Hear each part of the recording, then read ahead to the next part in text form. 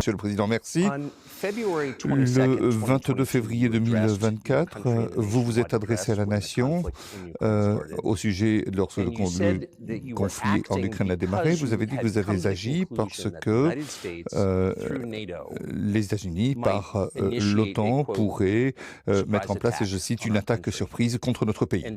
Et cela peut paraître paranoïaque, mais dites-nous pourquoi vous pensez que les États-Unis pourraient vouloir une attaque. Ce n'est pas que les États-Unis nous attaquaient directement, qu'ils attaquaient la Russie. C'est un talk show qu'on a ou c'est une discussion sérieuse? Voilà, c'est ça la citation. Donc c'est une discussion sérieuse. Donc comme vous avez une formation d'historien, je vais me permettre de faire un petit raccourci historique pour vous donner un retour en arrière. Comment nos relations avec l'Ukraine ont commencé? D'où vient l'Ukraine? The Russian state started gathering itself as a centralized statehood, and it is considered to be the year of the establishment of the Russian state in 862, when the townspeople of Novgorod invited a Varangian prince, Rurik, from Scandinavia, to reign. Donc invité le prince Rurik In 1862, en Russia celebrated the 1862, la 1000th Russie a anniversary of célébré its le statehood. millénaire And de in sa Novgorod, there is a souveraineté. memorial Et dedicated to the il y a un 1000th mémorial anniversary of the consacré country. au millième anniversaire de la In naissance du pays. 882, En Rurik's successor, 882, Prince le successeur de Oleg, was Rurik, le actually prince playing the role Oleg, of regent at a Rurik's young joué son. donc le rôle Because Rurik had parce died by que that time, Rurik était came to mort Kiev. et donc il est venu à Kiev. Il est He arrivé ousted à two Kiev. brothers who Il apparently avait had deux frères donc qui once been members of Rurik's l'un squad. était membre du clan de Rurik. So Russia began to Et donc la develop with Russie two a centers commencé of à se power, développer avec Kiev deux and centres Novgorod. d'autorité, Kiev et Novgorod. The next very significant date in the history of La Russia date was très importante dans l'histoire de 988. la Russie était 888. This was the baptism of Russia, C'est when la Prince Vladimir, the naissance great-grandson de la of Russie. Rurik, baptized Le prince Russia Vladimir, and arrière-petit-fils adopted de orthodoxy, Rurik, or Eastern Christianity. a attaché la From Russie this au time, the christianisme. centralized Russian state began to Et strengthen. c'est là où Why? l'État décentralisé de la Russie Because of the s'est single renforcé. territory, Pourquoi? integrated À cause d'un economic territoire One and the same language and, after the avec baptism une of seule Russia, langue the et same faith and donc rule une of the seule prince. foi et The une seule centralized Russian autorité state du began to prince. take shape. Et l'État russe a commencé à prendre Back in the forme. Middle Ages, Prince Yaroslav Au the Moyen Âge, Wise introduced the Yaroslav order le of Sage succession a to introduit a throne. l'ordre de succession. But after he passed away, Mais it became après sa mort, complicated for various reasons. c'est devenu compliqué pour différentes raisons. The throne was passed not Le directly from trône father est to passé, eldest son, but from the pas passé prince who directement had passed away to his du brother, père au fils, sent to his mais sons in different lines. c'est passé entre frères et puis entre différentes lignées. All this led to the fragmentation and the Toute end cette of Rus as a défragmentation single state. a menacé l'existence même There was de la nothing Rousse. special about it. Et The same was happening then in Europe. Il n'y a rien de particulier. La même chose est arrivée en Europe. But the fragmented Russian state Mais became an l'État easy prey fragmenté to de the la Russie empire est created earlier by Genghis Khan. devenu une partie de l'empire qui avait déjà été créé. Namely, Et Batu les Khan came successeurs, to Rus, Butter plundered Khan and ruined est nearly all the donc venu cities. en Russie. The southern part, including La partie Kiev, sud, by the y way, compris and Kiev, some other du cities reste, simply et lost d'autres independence, villes ont while northern simplement cities perdu preserved leur some of their indépendance. sovereignty. They had to pay Mais ils ont tribute to gardé the une partie de horde, leur but they managed to souveraineté. preserve some part of Il their s'est sovereignty. agi de préserver une partie de cette And souveraineté. then a unified Et Russian ensuite, state began un to État take shape russe with its unifié a center commencé in à prendre Moscow. forme avec son centre, The southern part avec of Moscou Russian pour son lands, centre. including Kiev, la partie began to du sud, gradually donc gravitate towards Kiev, another magnet, the center that was emerging in a Europe. tourné autour d'un autre pôle, un pôle plus européen. This was the Grand Duchy of C'était donc Lithuania. It la was even called the grande Lithuanian Russian Lituanie. Duchy. On parlait même Because de Russians were a Lituanie significant russe, part of this puisque population. la Russie faisait They spoke the partie old intégrante Russian de cette language and population. were Ils parlaient Orthodox. russe et ils avaient adopté But then la there foi was a orthodoxe. unification, the Ensuite, il y a union eu of the une Grand Duchy of unification Lithuania and the Kingdom of Poland. entre le Grand-Duché de Lituanie et le Royaume de A few years Pologne. later, another union was signed, Et un but this autre time royaume already a in été the religious signé, sphere. mais Some of the Orthodox priests became subordinate certains to the Pope. prêtres orthodoxes Thus, se these sont mis lands became à part of the Polish-Lithuanian obéir au state. pape. During decades, the Au Poles cours were des engaged in décennies, polonization of this les part of the Polonais ont population. été engagés They dans introduced their une language there, unification de tried to cette entrench the population. idea that this population was not exactly Russians, that because they lived on the fringe, they were Ukrainians. Originally, the word Ukrainian meant that a person was living on the outskirts of the state, along the fringes, or was engaged in a border patrol service. It didn't mean any particular ethnic group. So the Poles were trying to, in every possible way, to colonize this part of the Russian lands and actually treated it rather harshly, not to say cruelly. All that led to the fact that this part of the Russian lands began to struggle for their rights. They wrote letters to Warsaw demanding that their rights be observed and people be commissioned here, including to Kiev. I beg your pardon, can you tell us what period? I'm losing track of where in history we are. The Polish oppression of Ukraine. It was in the 13th century.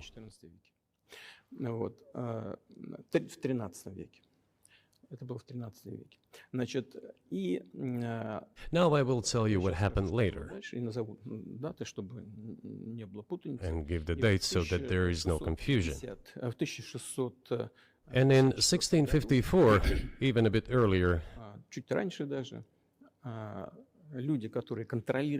the people who were in control of the authority over that part of the Russian lands addressed Warsaw, I repeat, demanding that they send them to rulers of Russian origin and Orthodox faith. When Warsaw did not answer them, and in fact rejected their demands, they turned to Moscow, so that Moscow took them away. So that you don't think that I'm inventing things, I'll give you these documents. Well, it doesn't sound like you're inventing it. I'm not sure why it's relevant to what happened 2 years ago. But still, these are documents from the archives, copies. Here are the letters from Bogdan Khmelnytsky, the man who then controlled the power in this part of the Russian lands that is now called Ukraine. He wrote to Warsaw demanding that their rights be upheld. And after being refused, he began to write letters to Moscow, asking to take them under the strong hand of the Moscow Tsar. There are copies of these documents. I will leave them for your good memory.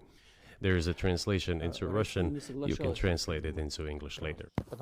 Russia would not agree to admit them straight away, assuming that the war with Poland would start. Nevertheless, in 1654, the Pan-Russian Assembly of top clergy and landowners, headed by the Tsar, which was the representative body of the power of the old Russian state, decided to include a part of the old Russian lands into Moscow Kingdom. As expected, the war with Poland began. It lasted 13 years, and then in 1654, a truce was concluded. And 32 years later, I think, a peace treaty with Poland, which they called Eternal Peace, was signed. Et ces terres, And these lands, the whole qui étaient sur la rive droite Dnieper, including du Kiev, sur la rive gauche de Dniepr sont revenus à la Russie, les autres ont été récupérés par la Pologne. Et ensuite, à l'époque de Catherine II, ces terres devenues historiques, et tout cela s'est poursuivi jusqu'à la Révolution et avant la Première Guerre mondiale. En profitant de cette idée d'ukrainisation, l'état-major austro-hongrois a commencé à promouvoir cette idée d'ukrainisation. Et on voit jusqu'où c'est arrivé, parce qu'à la veille de la Première Guerre mondiale, il y avait cette possibilité d'affaiblir l'ennemi et donc de réunir des conditions favorables. Et cette idée qui était apparue en Pologne à une époque, c'est-à-dire que les personnes qui étaient sur place, donc ces gens particuliers qui étaient ce qu'on appelait les Ukrainiens, étaient promus par l'état-major austro-hongrois dès le 19e siècle. Et il parlait de la nécessité de l'indépendance de l'Ukraine. Et donc ces piliers de l'indépendance ukrainienne disaient justement qu'il fallait avoir de bonnes relations avec la Russie. Ils insistaient là-dessus. Et en 1917, avec la révolution bolchevique, les bolcheviques ont essayé de restaurer ce caractère d'État.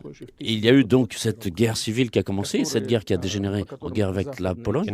Et en 1921, les parties occidentales, c'est-à-dire la partie droite du Dniepr,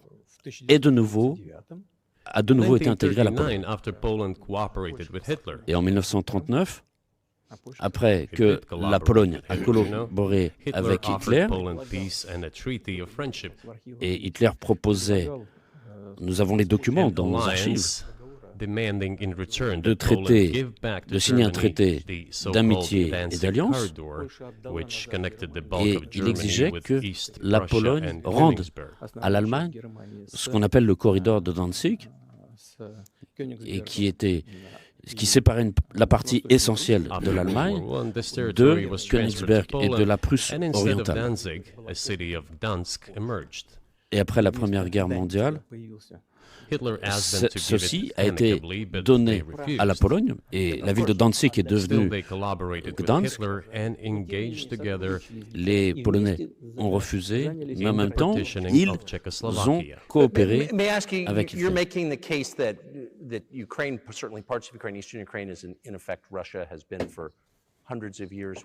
Alors, la partie Ukraine,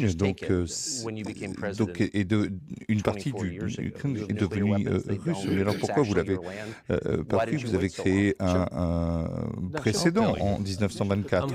Oui, donc je vais vous dire, je vous réponds. Je finis cette histoire, ce raccourci historique qui est peut-être ennuyeux. Non, c'est pas ennuyeux du tout. Alors, ça me fait plaisir que vous appréciez cela. Merci beaucoup.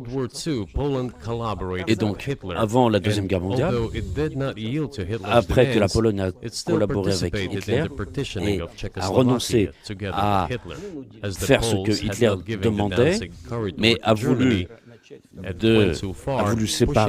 participer à la partition de la Tchécoslovaquie. Et en fait, cela a poussé Hitler à lancer sa Deuxième Guerre mondiale. Et donc la Deuxième Guerre mondiale a commencé le 1er septembre 1939 par la Pologne, précisément. Mais la Pologne ne voulait pas discuter. Et donc, Hitler n'avait pas d'autre solution que de commencer par s'en prendre à la Pologne. Et d'ailleurs, l'URSS, on a les documents dans les archives, s'est comporté de façon honorable et a cherché à aider la Tchécoslovaquie. Mais le ministre polonais des Affaires étrangères de l'époque avait dit que si un avion soviétique volait en direction de la Tchécoslovaquie par le territoire de la Pologne, il serait abattu au-dessus du territoire de la Pologne. Et ce qui était important, c'est que la guerre avait commencé et donc la Pologne était victime de cette politique qu'elle avait menée elle-même à l'égard de la Tchécoslovaquie. Or, il y a un protocole de l'accord Molotov-Ribbentrop, Russia, which was on la then retrouve. named the USSR, C'est-à-dire que regained la its Russie, historical lands. nommée à l'époque URSS, After the retrouvait victory in the Great ses terres Patriotic historiques. War, as we call World War II, Après la victoire dans la Grande Guerre all those patriotique, territories were que vous appelez ultimately la Deuxième Guerre enshrined as mondiale, belonging to ces Russia, terres ont été the rattachées USSR. officiellement, définitivement, à l'URSS. As for Et la Poland, Pologne, à it titre de received, apparently in compensation, compensation, the lands a eu les which had terres originally been German. occidentales qui étaient en fait des terres historiquement allemandes, enfin une partie de ces terres, Eastern parts of Germany. These are now western lands of Poland. donc Of c'est course, la partie Poland occidentale regained de la access Pologne to the Baltic Sea actuelle and Danzig, et qui a accès donc which was à la once again Baltique, given donc its ils ont Polish retrouvé name. Gdansk, qui est So donc this la was ville a how retrouvé this son nom situation polonais, developed. et c'est ainsi que la situation In s'est 1922, when the dessinée. USSR Et la was mise en being place established, de l'URSS en the Bolsheviks 1922, started building the les USSR Soviétiques ont and commencé à established créer the Soviet Ukraine, une which république had never existed socialiste before. soviétique Right.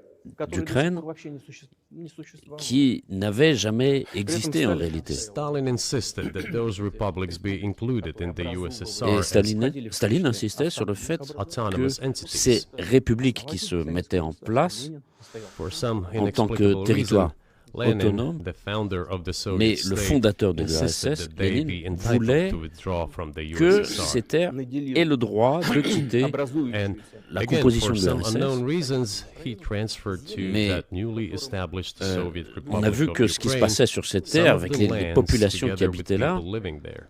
Even mais though those lands had qui never s'était been jamais called appelé l'Ukraine en Ukraine, réalité. and yet they were made part of that Soviet Pourquoi Republic of quand on a Ukraine. formé cet État, Those lands included the on a Black dit que Sea c'était la region, République which socialiste was soviétique received under d'Ukraine. Catherine the Great, et and which had no tout historical était, connection on a with rattaché des Ukraine whatsoever. territoires du littoral Even if we go de la mer as Noire, far back as 1654, qui n'avait jamais eu de rapport when avec these l'Ukraine lands depuis returned to l'époque Russian de Empire, Catherine II.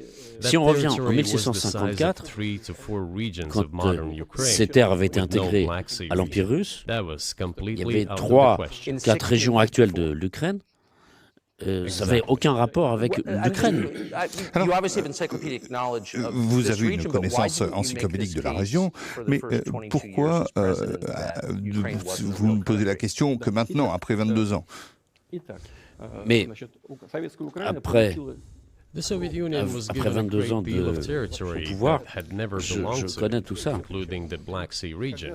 Regardez, l'Ukraine soviétique a reçu quantité de terres qui n'avaient jamais fait partie de ce pays. Russo-Turkish Wars, Mais they were à un called moment, New Russia, la or Russie les avait obtenues à Novorossiya. l'issue des guerres But that contre does la not matter. Turquie. C'est ce What qu'on matters appelle is la that Lenin, Nouvelle the Russie. founder of the Soviet state, Mais c'est que established Ukraine Lénine, that en way. constituant For l'URSS, decades, the avait créé Ukrainian cette Soviet Republic developed as part of République the d'Ukraine USSR. qui s'est développée pendant And des for unknown décennies. reasons, again, Et les bolcheviks, the pour des Bolsheviks raisons were qu'on engaged in comprenait, ont procédé à cette Ukrainianization. ukrainisation, It was not merely because the Soviet leadership was simplement parce qu'il y avait composed des gens to a great originaires extent of d'Ukraine, those originating from Ukraine.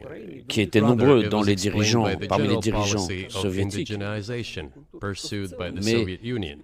Same things c'était were done in other la même Soviet chose avec d'autres republics. républiques This soviétiques. involved promoting national languages and national cultures, which is Donc not a bad in on principle. développait les That is how langues the Soviet nationales, Ukraine les was created. cultures nationales. C'est After pas the World War mauvais II, en soi, Ukraine mais received, in ainsi, addition to the c'est ainsi lands qu'a été créée that had belonged l'Ukraine to soviétique. Poland before the war, part of the lands Après that la had Deuxième Guerre mondiale, previously belonged l'Ukraine to Hungary and a Romania. reçu So encore Romania d'autres and terres qui, Hungary avant la had guerre, some avaient of their appartenu lands taken à la away Pologne, and mais aussi given to the à l'Hongrie Soviet Ukraine. et à la And they Roumanie. still remain part of Ukraine. Et So in donc, this un sense, certain nombre de we terres have every avaient été reason prises to affirm that à Ukraine is ces an pays-là. artificial Et state s'y trouve that was toujours. shaped at Stalin's will. Do you believe Hungary Et has donc, a nous right avons to toutes take Pensez-vous its que land back from la Ukraine, Hongrie devrait and that other reprendre nations ces have a right to go territoires back there d'Ukraine since ou et que d'autres territoires appartenant à l'Ukraine devraient reprendre, d'autres nations devraient reprendre leur territoire?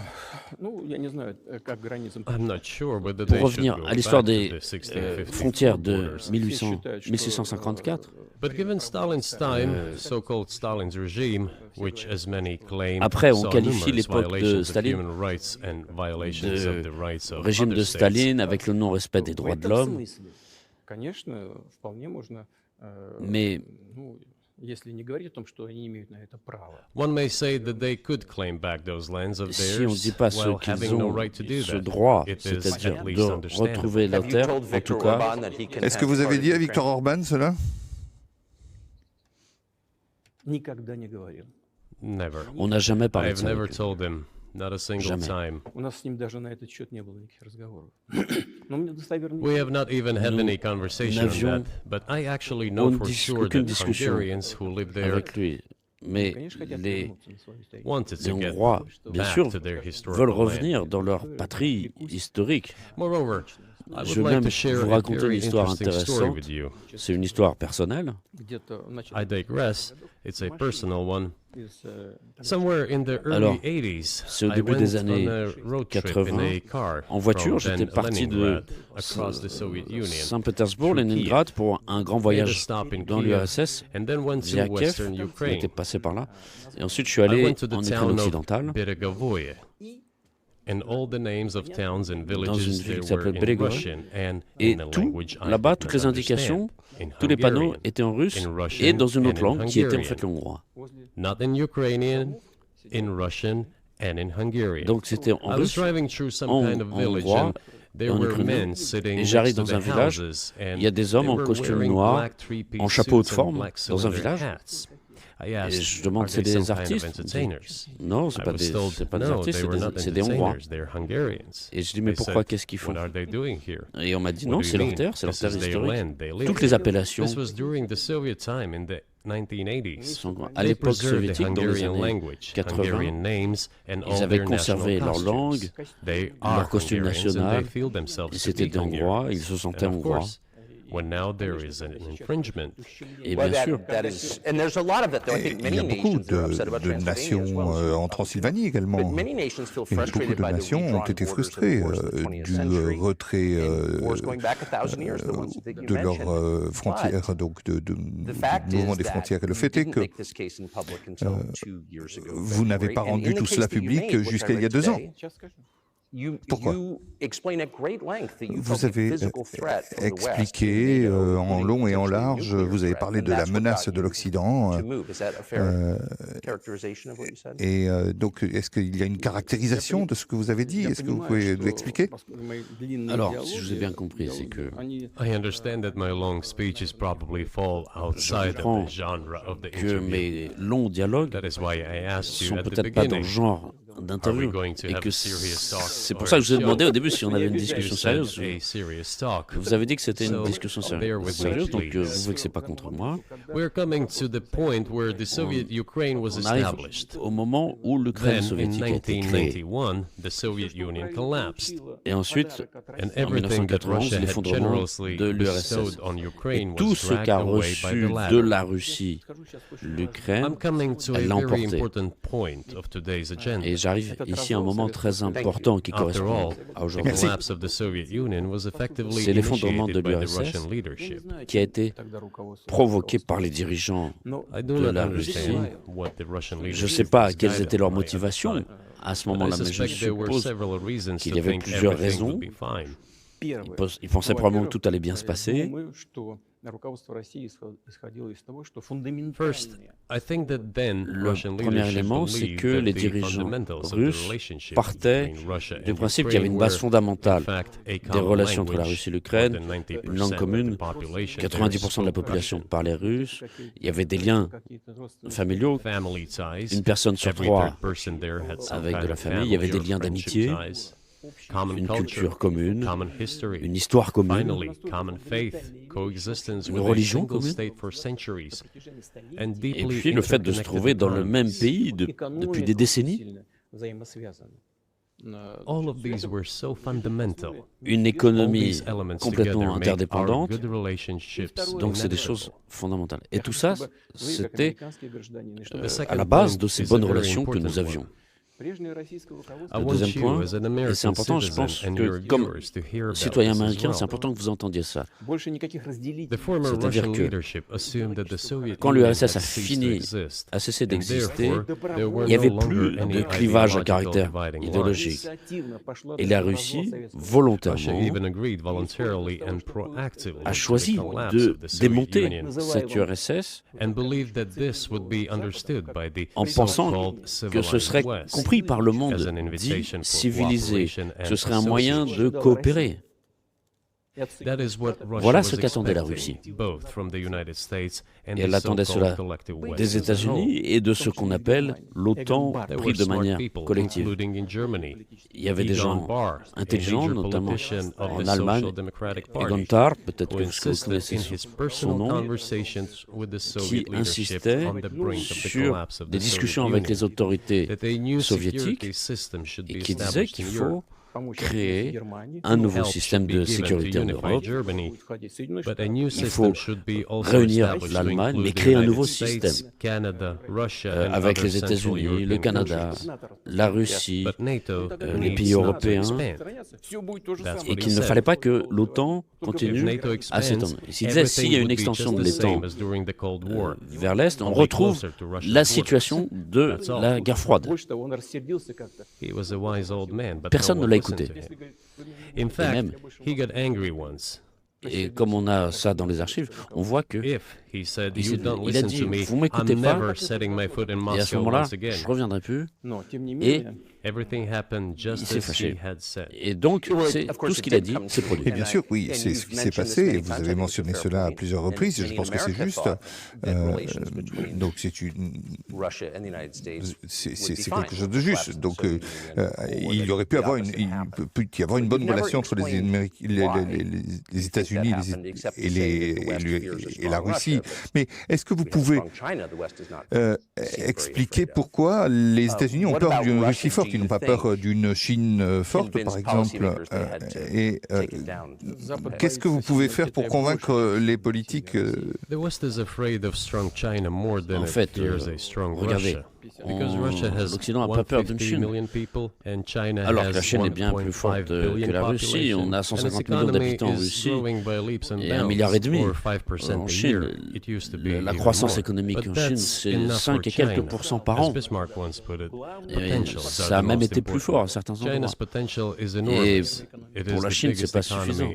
Donc c'est un potentiel. Le potentiel chinois est énorme. C'est la première économie au monde en pouvoir d'achat. C'est un concurrent des États-Unis. Aujourd'hui, on ne va pas parler de dire qui a peur de qui. On ne va pas parler de ces catégories. On va parler de l'optique qu'il y avait en 1991, quand la Russie était prête à avoir des relations fraternelles avec le pays. Et vous nous avez trompés. Je ne dis pas vous personnellement, je dis les États-Unis. Ils avaient promis qu'il n'y aurait pas d'extension de l'OTAN à l'Est, et pourtant, ça s'est produit à 5 reprises. On a supporté avec patiemment tout ça. On a cherché à discuter. Et on a une économie de marché, aussi en bourgeoisie, etc. Et je dirais même plus que j'en ai déjà parlé en public. Il y a eu un moment où il y a un chagrin qui est passé. Et vous vous souvenez que Yeltsin était allé aux États-Unis, il avait parlé au Congrès, il avait dit « God bless America ». Pourquoi il a dit ça? C'était un signal, laissez-nous entrer chez vous. Et quand les événements ont commencé en Yougoslavie, Yeltsin était salué par tout le monde.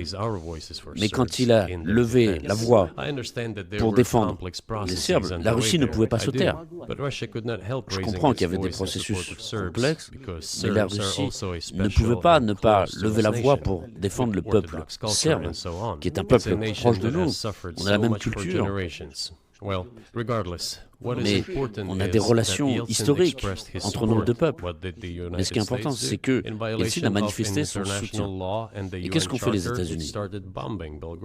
En infraction au droit international, à la charte de l'ONU, ils ont bombardé Belgrade.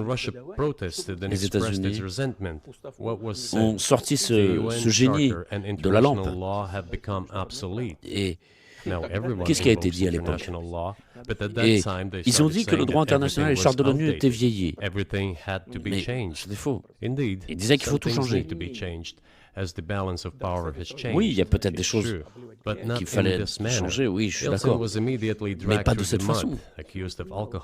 D'ailleurs, Yeltsin a tout de suite été sali. Il comprenait très bien. Et je vous assure que moi, je suis devenu président en 2000. D'accord, on passe le sujet de la Yougoslavie. Je voulais qu'on restaure de bonnes relations, ouvrir cette porte que la Russie essayait de franchir. Et je l'ai même dit publiquement, d'ailleurs, à une rencontre avec Bill Clinton, ici, dans la pièce voisine. Je lui ai dit, je lui ai posé cette question. Écoute, Bill, et qu'est-ce que tu en penses? Et si la Russie posait la question d'intégrer l'OTAN, est-ce que c'est possible? Et il m'a dit, tu sais, c'est intéressant. Et le soir, plus tard, quand on s'est revus pour le dîner, il m'a dit, j'ai parlé avec mon équipe, c'est pas possible. Vous pouvez lui demander. Il vous confirmera ça dans une interview. Je ne dirais pas ça. Étiez-vous sincère quand vous disiez que vous vouliez rejoindre l'OTAN? Aujourd'hui, c'est pas possible. Mais rejoindre l'OTAN. Moi, j'ai posé une question. Est-ce que c'est possible ou pas? J'ai une réponse qui était non. Si j'avais pas été sincère. Mais s'il avait dit oui, est-ce que vous auriez rejoint l'OTAN?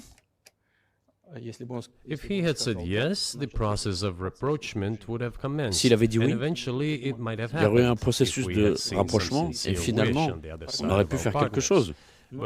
Si nous avions vu un vœu sincère de ce côté-là. Mais les choses ne se sont pas arrêtées là. Juste pour bien comprendre les raisons, puisque vous avez été assez clair, je comprends bien. Pourquoi pensez-vous que l'Occident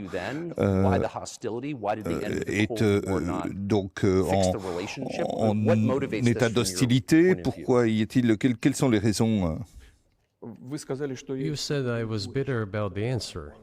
Vous dites que j'ai éprouvé une sorte d'amertume. C'est pas de l'amertume, c'est simplement un constat. On n'est pas fiancés. On va pas se disputer. On a compris qu'on n'est pas attendu. C'est tout. D'accord. Alors, on va construire des relations peut-être autrement, on va chercher des points de convergence. Pourquoi nous avons reçu une réponse aussi négative des dirigeants de l'OTAN? Je peux seulement supposer, peut-être le pays est trop grand, il est particulier, et les États-Unis voyaient comment se résolvaient les questions d'intégration de l'OTAN. Il y a un autre exemple que je vais vous citer ici, qui concerne l'Ukraine. Les dirigeants ukrainiens ont exercé des pressions, et même s'il y a des choses qui ne leur plaisent pas, les dirigeants ukrainiens disent oui. Et moi, ce que je veux dire, ce qui s'est passé en 2008 en Ukraine, alors que c'est discuté, déjà, c'est rien de nouveau ici pour nous.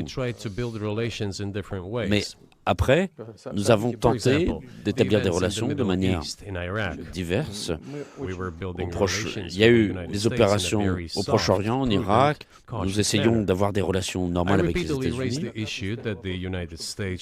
J'ai souvent posé la question de savoir pourquoi j'ai demandé que les États-Unis ne soutiennent pas le séparatisme, le terrorisme, notamment dans le Caucase du Nord. Mais ils continuent à le faire.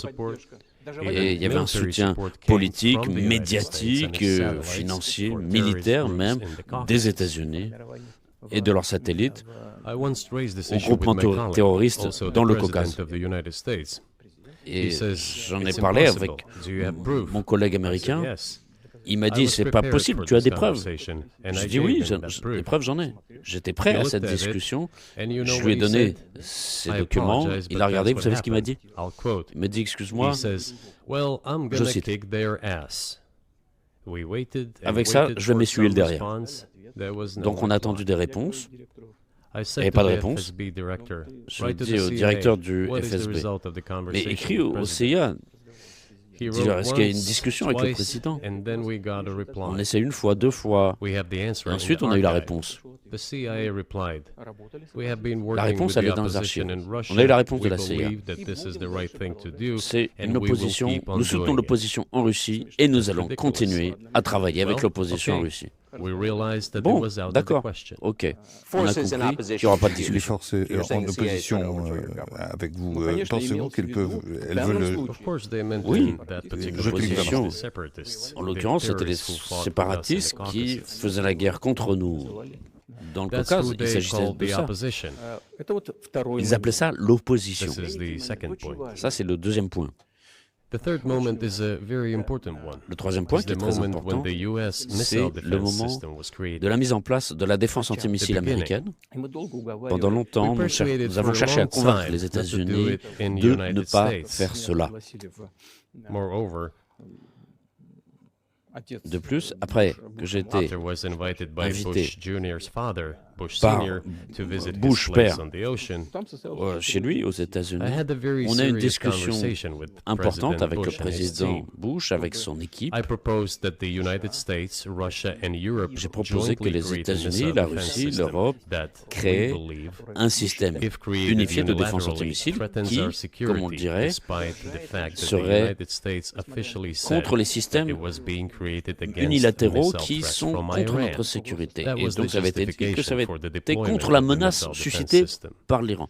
C'était le prétexte principal de la mise en place de cette défense antimissile. Et moi, j'ai proposé qu'on travaille ensemble, États-Unis, Russie, Europe.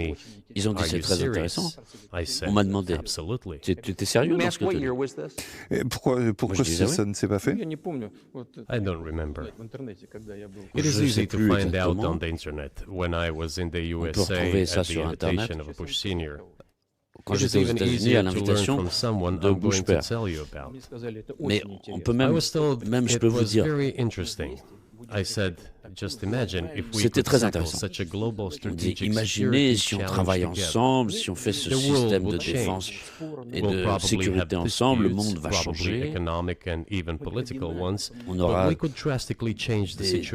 discussions sur le plan économique, politique, mais en tout cas, nous allons changer radicalement la situation dans le monde.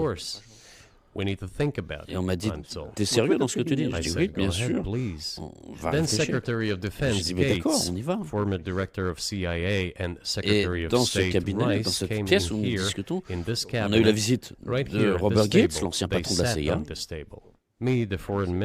et Condoleezza Rice, secrétaire d'État, ici, derrière cette table, là-bas.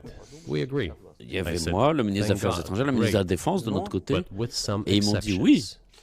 Nous avons réfléchi, nous sommes d'accord. Vous avez décrit deux fois le président des États-Unis comme prenant des décisions et ensuite avoir l'herbe coupée sous les pieds par ces agences de renseignement. Donc, est-ce que ça nous donne un peu une idée de ceux qui sont élus? Oui, c'est précisément ce qui s'est passé. Au final, on nous a envoyé paître. Je ne veux pas entrer dans les détails parce que je considère que ce n'est pas convenable. C'était quand même des discussions confidentielles. Mais ce qui est certain, c'est que ça a eu lieu, cette discussion. Et à l'époque, j'avais dit, écoutez, à ce moment-là, nous allons proposer un système de riposte avec des systèmes hypersoniques. Et c'est ce que nous faisons, pas contre vous, mais vous faites ce que vous voulez. Nous partons du principe que ce n'est pas contre vous, contre les États-Unis. D'accord. Et nous avons créé nos systèmes d'armes hypersoniques, intercontinentaux, et qu'on nous continuons à les développer. Et aujourd'hui, nous avons progressé, nous avons dépassé tous les autres pays au monde, les États-Unis et les autres. Et nous sommes en perfectionnement chaque jour. Mais nous avons proposé autre chose, mais on nous a rejeté. Maintenant, en ce qui concerne l'extension de l'OTAN à l'Est, on nous avait dit que l'OTAN ne progresserait pas d'un pouce vers l'Est. Et qu'est-ce qui s'est passé? Il y a eu 5 vagues. Et après, on nous a dit, c'est pas fixé sur le papier, donc on va continuer à s'étendre. 5 vagues consécutives. Les pays baltes, toute l'Europe centrale et orientale, etc. Et maintenant, on arrive au point principal, l'Ukraine. En 2008, au sommet de Bucarest, il a été déclaré par l'OTAN que les portes étaient ouvertes à l'Ukraine et à la Géorgie. Et maintenant, donc comment les décisions sont prises? La France, l'Allemagne n'étaient pas contre. Après, il y avait les autres. Et après, on a compris que le président Bush, un homme politique fort, il a fait pression sur eux, c'est eux qui nous l'ont dit. Ils ont dit, après, on était obligé d'être d'accord.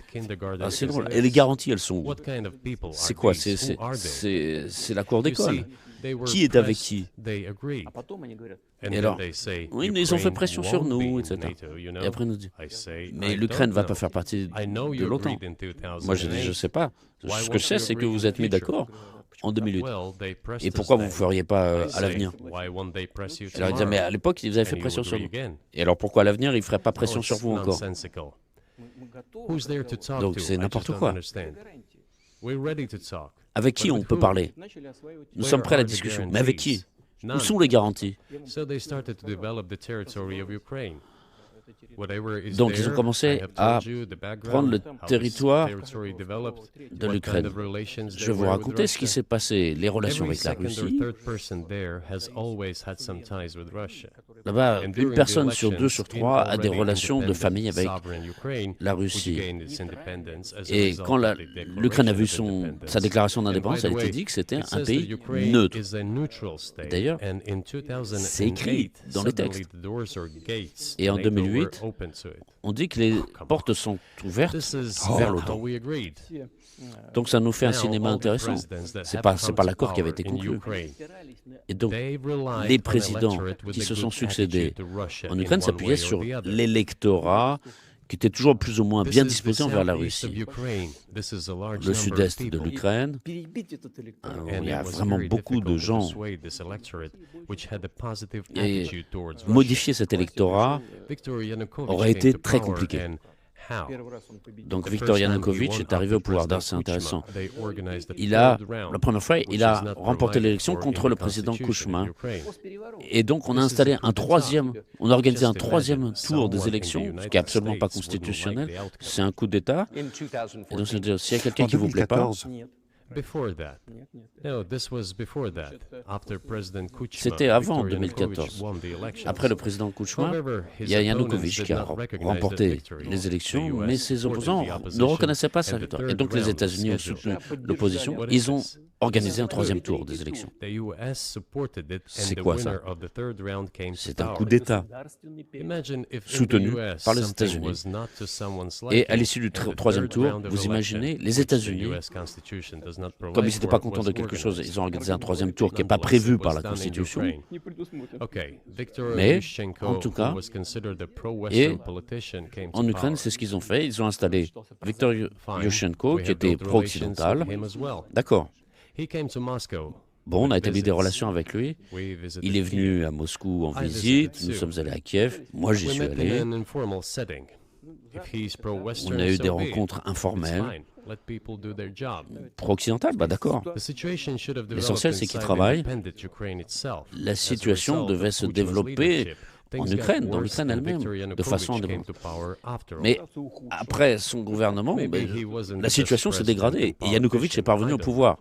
Bon, c'est peut-être pas le meilleur président, c'est pas à moi de juger, mais la question s'est posée de l'association avec l'Union européenne.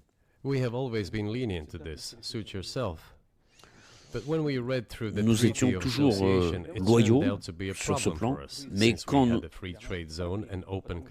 nous avons lu le traité d'association, nous avons vu que c'était une catastrophe pour nous, parce que nous avions des échanges commerciaux avec l'Ukraine, et nous avions des frontières ouvertes. Et à ce moment-là, l'Ukraine devait ouvrir ses frontières à l'Union européenne.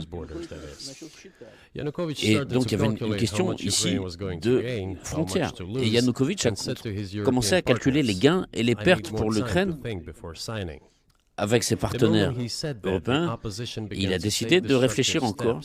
Et tout de suite, les actions destructives de la part de l'opposition, soutenues par l'Occident, ont commencé. Ça a débouché sur le Maïdan, avec le coup d'État. Il faisait davantage de commerce avec la Russie qu'avec l'Ukraine, en fait. Mais l'Ukraine, bien sûr, travaillait beaucoup plus avec la Russie. C'est même pas une question de volume d'échange.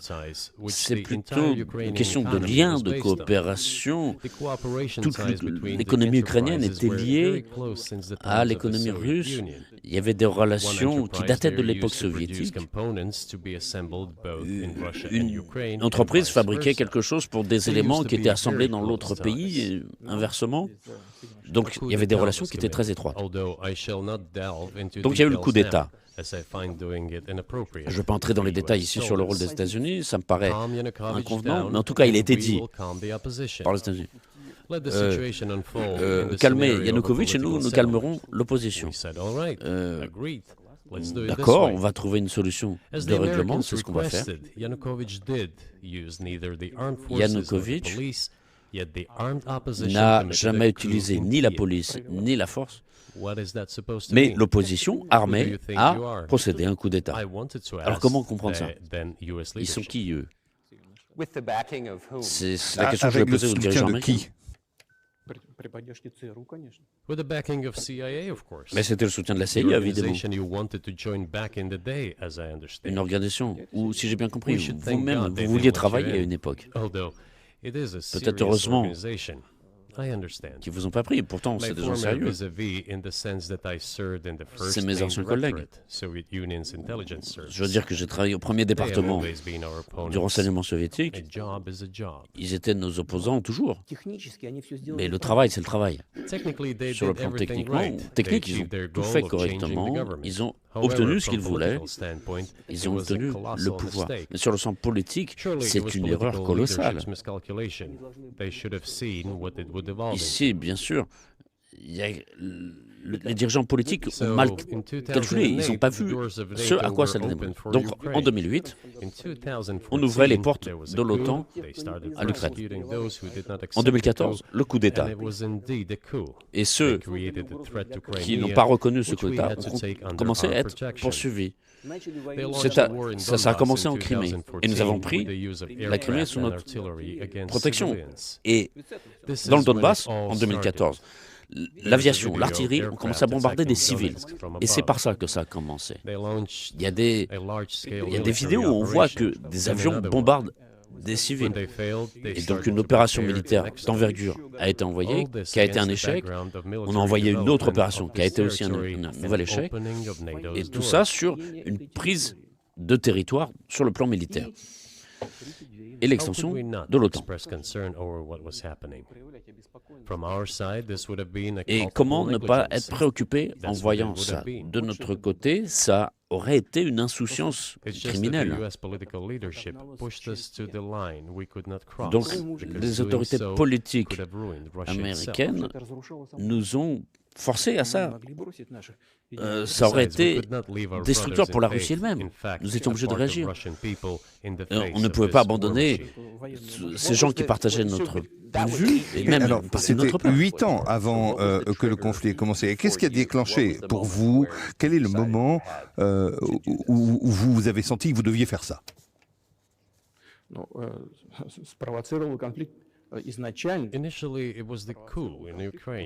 Ce qui a provoqué cela, c'est le coup d'État en Ukraine.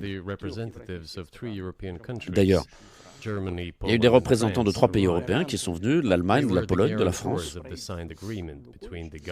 Ils se sont présentés comme garants, c'est-à-dire qu'ils ont apposé leur signature avec Yanukovych et l'opposition. Ils ont signé en tant que garants, et malgré cela, l'opposition a procédé à un coup d'État, et ces pays occidentaux ont fait semblant d'oublier qu'ils étaient les garants d'un règlement pacifique. Ils ont jeté tout ça, ils ont tout oublié, Je ne sais pas ce qu'on sait aux États-Unis sur cet accord entre le dirigeant et l'opposition et les trois garants. Donc il était question de restaurer le processus politique. Mais en fait, il n'y avait aucun sens de faire un coup d'État parce que le président Yanukovych était déjà d'accord pour tout. Il était d'accord pour les élections où il n'avait aucune chance d'être réélu. Tout le monde le savait. Alors pourquoi faire un coup d'État? Pourquoi avoir créé cette menace pour la Crimée? Pouvoir commencer ce génocide dans le Donbass? Je ne comprends pas. Et ici, il y a un mauvais calcul. La CIA a mené ce coup d'État et même un des adjoints du secrétaire d'État avait dit que ça avait coûté 5 milliards de dollars à les États-Unis. Mais c'est une erreur politique colossale. Pourquoi avoir fait tout cela? C'est la même chose. La même chose aurait pu être faite de façon légale, sans aucune victime, sans aucune opération militaire, sans la prise de la Crimée. On n'aurait pas bougé le petit doigt. S'il y avait eu ces éléments sanglants du Maïdan, nous n'aurions jamais eu ça à l'esprit. Mais nous étions d'accord qu'après la chute de l'URSS, oui, il y aurait des frontières entre nos pays, mais l'adhésion à l'OTAN, non. Nous n'étions jamais d'accord que l'Ukraine fasse partie de l'OTAN, qui est des bases de l'OTAN, sans aucune discussion avec nous. Et alors, pendant une dizaine d'années, nous avons dit ne faites pas. Et l'élément provocateur, c'est que les dirigeants ukrainiens ont dit qu'ils n'allaient pas appliquer les accords de Minsk, qui avaient été signés, comme vous le savez, en 2014 à Minsk, où il y avait un plan de règlement pacifique pour le Donbass, et les dirigeants ukrainiens, le ministre des Affaires étrangères et d'autres personnages, puis le président lui-même, ont dit que rien ne leur plaît dans les accords de Minsk. En d'autres termes, ils n'avaient aucune intention de respecter ces accords. Et les anciens dirigeants d'Allemagne, de France, ont dit, il y a 1 an et demi, ouvertement, au monde entier, ils ont dit qu'ils n'avaient aucune intention de respecter les accords de Minsk. Est-ce que vous avez parlé, donc le président des États-Unis pour lui demander pourquoi il continue de militariser l'Ukraine? Est-ce que c'était un acte? J'avais dit que si il respectait les engagements, nous n'avons pas cessé de répéter cela, de le dire aux États-Unis, aux pays occidentaux qu'il fallait cesser ce processus immédiatement et respecter les accords de Minsk. Mais moi, j'étais prêt à réfléchir. Donc c'est une situation difficile pour l'Ukraine dans ces accords, parce qu'il y a la question de l'indépendance du Donbass et d'autres territoires, mais j'étais convaincu absolument, je considère sincèrement que la population de Donbass, s'il fallait les convaincre de revenir dans la structure de l'État de l'Ukraine, petit à petit, les plaies auraient été pansées. Il aurait été possible de revenir dans ce processus avec le paiement des retraites, des allocations sociales, etc., et que petit à petit les choses se restaureraient. Mais non, mais personne ne le voulait. Tous voulaient l'usage de la force militaire. Et ça, on ne pouvait pas le permettre. Et tout est allé jusqu'à cette situation où l'Ukraine a dit non, on ne fera rien des accords de Minsk, on va agir militairement. La guerre, c'est eux qui l'ont commencée en 2014. Notre objectif est de cesser cette guerre. Ce n'est pas eux qui nous l'avons lancée en 2014. Pensez-vous que vous l'avez arrêté maintenant? Est-ce que vous avez atteint vos objectifs? Non,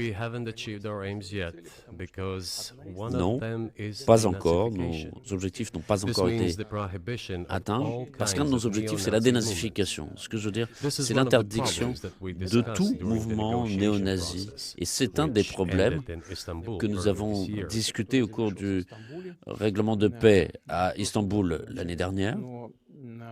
And it was not our initiative because we were told by the Europeans in particular that it was ce processus a été interrompu pas par notre initiative, mais les Européens disaient qu'il faut réunir les conditions pour la signature d'un document et mes collègues en France, en Allemagne, disaient « Comment tu t'imagines signer un accord sous la menace des pistolets braqués sur la tempe ?»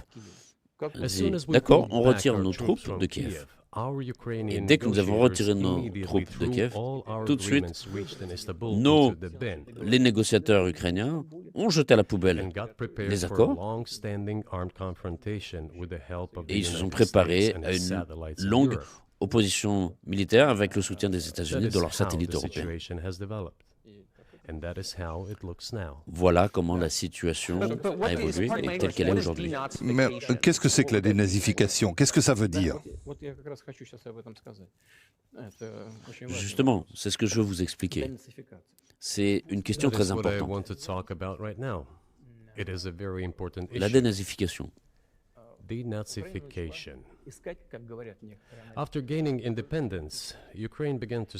Après la déclaration de l'indépendance, l'Ukraine a cherché ce qu'on appelle en Occident l'identité nationale. Ils n'ont rien trouvé de mieux que de choisir comme pierre de touche de faux héros qui avaient collaboré avec Hitler.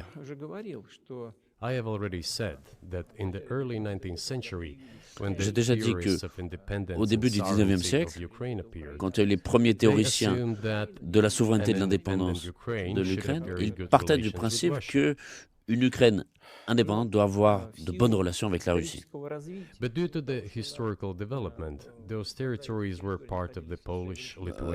L'évolution historique a fait que quand ces territoires étaient sous l'autorité polonaise, les Ukrainiens ont vu leur identité répressée de façon cruelle et c'est resté dans la mémoire. Et au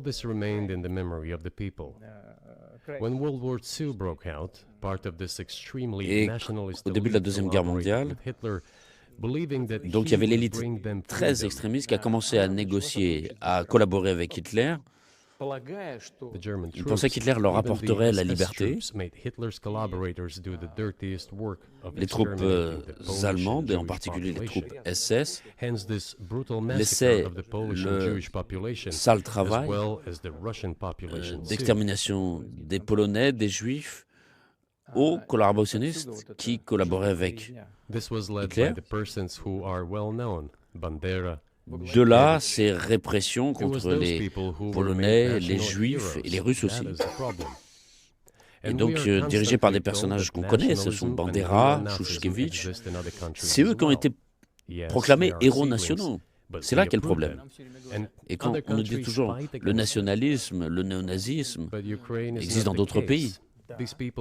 Oui, il y a des racines, mais elles sont réprimées dans les autres pays. Et pas en Ukraine. Et on en a fait des héros nationaux. On leur dresse des monuments. Les troupes, les foules défilent avec des flambeaux en criant leur nom. Ce sont ces gens qui ont éliminé des Polonais, des Juifs, des Russes. Donc cette pratique, cette théorie doit être déracinée. Toute nation grandit, je dirais que c'est une part de la population, une part de la société. Il y a une part ils sont une part du peuple, ils disent non, nous sommes un peuple séparé. D'accord. Si vous considérez comme séparé. Est-ce que vous satisferez des territoires que vous avez actuellement?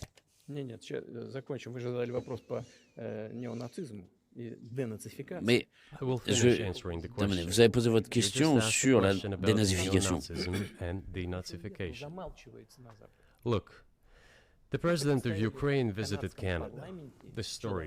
Donc il y a le président ukrainien qui est venu au Canada. C'est connu, mais c'est un peu tu dans les pays occidentaux. Et il a été présenté au Parlement canadien un personnage qui, dit-on, avait fait la guerre contre les Russes pendant la Deuxième Guerre mondiale. Qui, pendant la Deuxième Guerre mondiale, luttait contre la Russie. C'était Hitler et les troupes nazies. Et justement, ce gars, on a découvert qu'il avait combattu dans les troupes SS. Il avait participé au massacre de Russes, de Polonais, de Juifs. Et il avait fait ce sale travail, justement. Et le président ukrainien s'est levé avec tout le Parlement au Canada et a applaudi sincèrement ce personnage. Comment peut-on... Mais ma question, c'est qu'est-ce que vous allez faire? L'Allemagne nazie n'existe plus, ce sont des histoires d'il y a 80 ans. Je pense que... est-ce que vous voulez contrôler le nationalisme ukrainien? Mais comment?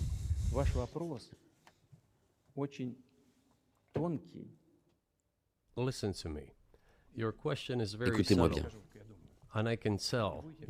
Votre question, elle est délicate. Mais je veux dire franchement, ne vous vexez pas. Bien sûr.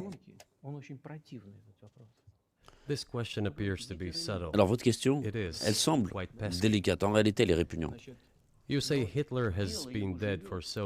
dites, Hitler est mort depuis 80 ans, mais sa cause vit toujours. Et les gens qui ont éliminé les Russes, les Polonais, les Juifs, ils sont vivants. Et le président en exercice applaudit quelqu'un qui a fait cela. Il l'applaudit debout. Est-ce qu'on peut dire qu'on a vraiment extirpé cette idéologie si ce qu'on voit se produit aujourd'hui? C'est ça la dénazification dans notre optique, c'est-à-dire se débarrasser de ces gens qui mettent cette idée en théorie et en pratique. C'est ça la dénazification. Ma question est très particulière. Il ne s'agit pas de défendre le nazisme ou de quelque manière que ce soit. C'est une question pratique. Vous ne contrôlez pas le pays, ne vous contrôlez pas... donc, comment réussirez-vous à éliminer une culture ou une idéologie ou des sentiments liés à l'histoire dans un pays que vous ne contrôlez pas? Qu'est-ce que vous allez faire? Vous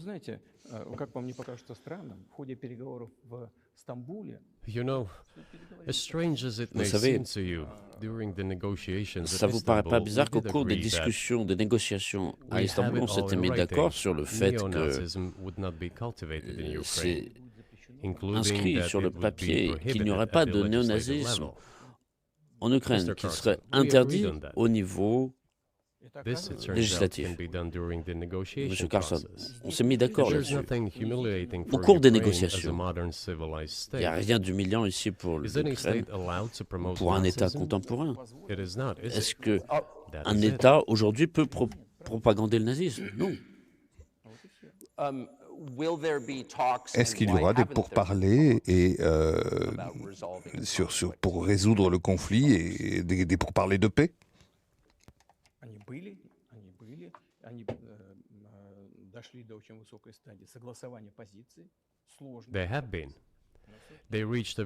y a eu des discussions, on est allé jusqu'à un niveau avancé de validation, mais ces négociations étaient presque achevées, et après que nous avons retiré nos troupes de Kiev, l'autre partie, l'Ukraine, a jeté tous ces accords et s'est mis sous les ordres des États-Unis, des pays occidentaux, avec pour optique de la victoire sur la Russie. Et de plus, le président ukrainien a signé un décret qui l'empêche, lui et tous les autres, de négocier avec la Russie. Alors comment mener des discussions si lui-même s'interdit et interdit aux autres de le faire? Nous savons qu'il promeut des idées de règlement, mais pour se mettre d'accord, il faut quand même avoir un dialogue, n'est-ce pas? Mais vous ne parlerez pas au président ukrainien, vous ne parlez pas au président américain non plus. Quand avez-vous parlé pour la dernière fois à Joe Biden? Je ne sais plus quand je parle avec lui. Ah bon, vous vous souvenez plus? Je me souvenir de tout, j'ai suffisamment à faire. Mais il finance la guerre qui a lieu actuellement.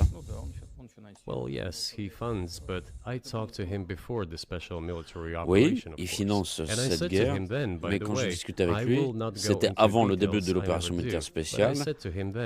Et d'ailleurs, je lui avais dit ouvertement, après, je ne vais pas entrer dans les détails, je ne le fais jamais, mais je lui avais dit, je considère que vous commettez une erreur réellement historique en soutenant tout ce qui se produit là-bas en Ukraine et en repoussant la Russie. Et qu'est-ce qu'il a répondu?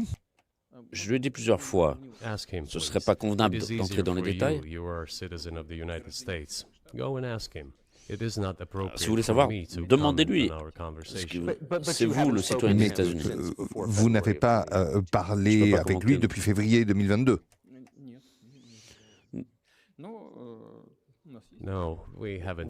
Non, depuis, nous n'avons pas discuté. Mais nous avons des contacts, vous vous souvenez d'ailleurs? Je vous avais parlé de ma proposition de travailler ensemble sur le système de défense antimissile. Oui. Vous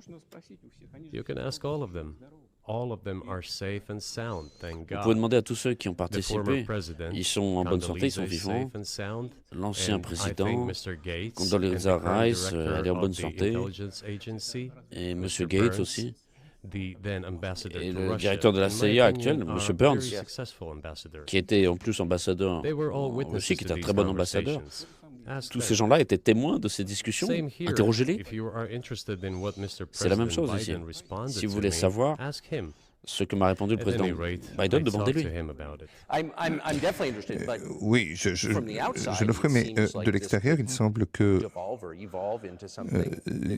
la manière dont évoluent les choses, donc dans un conflit, donc où il y a un risque nucléaire, pourquoi n'appelez-vous pas M. Biden et pour lui dire arrêtons? Alors oui, il faudrait discuter avec lui. C'est très simple. Je le répète, nous avons des contacts au niveau de certains services, je dirais même que nous parlons de cela et nous faisons savoir nos positions aux dirigeants américains. Et si vous voulez vraiment arrêter les combats, il faut cesser les livraisons d'armes. En quelques semaines, tout peut être arrêté, c'est tout. Et à ce moment-là, on peut se mettre d'accord sur telle ou telle condition. Mais arrêtez-les. Qu'est-ce qu'il y a de plus simple? Et quels sont les messages? Vous voulez livrer des armements à l'Ukraine. Mais je dis, arrêtez de livrer, c'est ça. Parlez de quoi, sinon?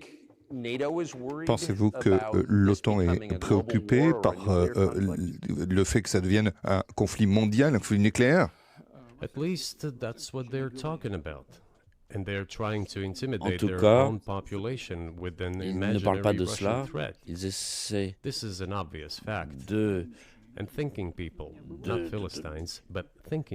se limiter à cette question de menace imaginaire provenant de la Russie.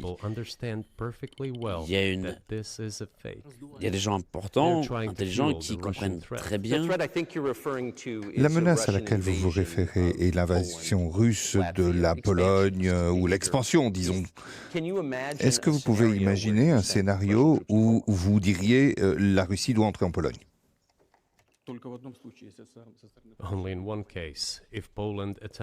Dans un seul cas.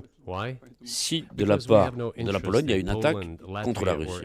Pourquoi? Parce que nous n'avons aucun intérêt là-bas, ni en Pologne, ni en Lituanie, ni en Lettonie, nous n'avons aucun intérêt là-bas. Non, l'argument, je sais que vous le savez, c'est qu'on dit, voilà, il a envahi l'Ukraine et donc il a des visées territoriales sur l'ensemble du continent et vous dites clairement que non.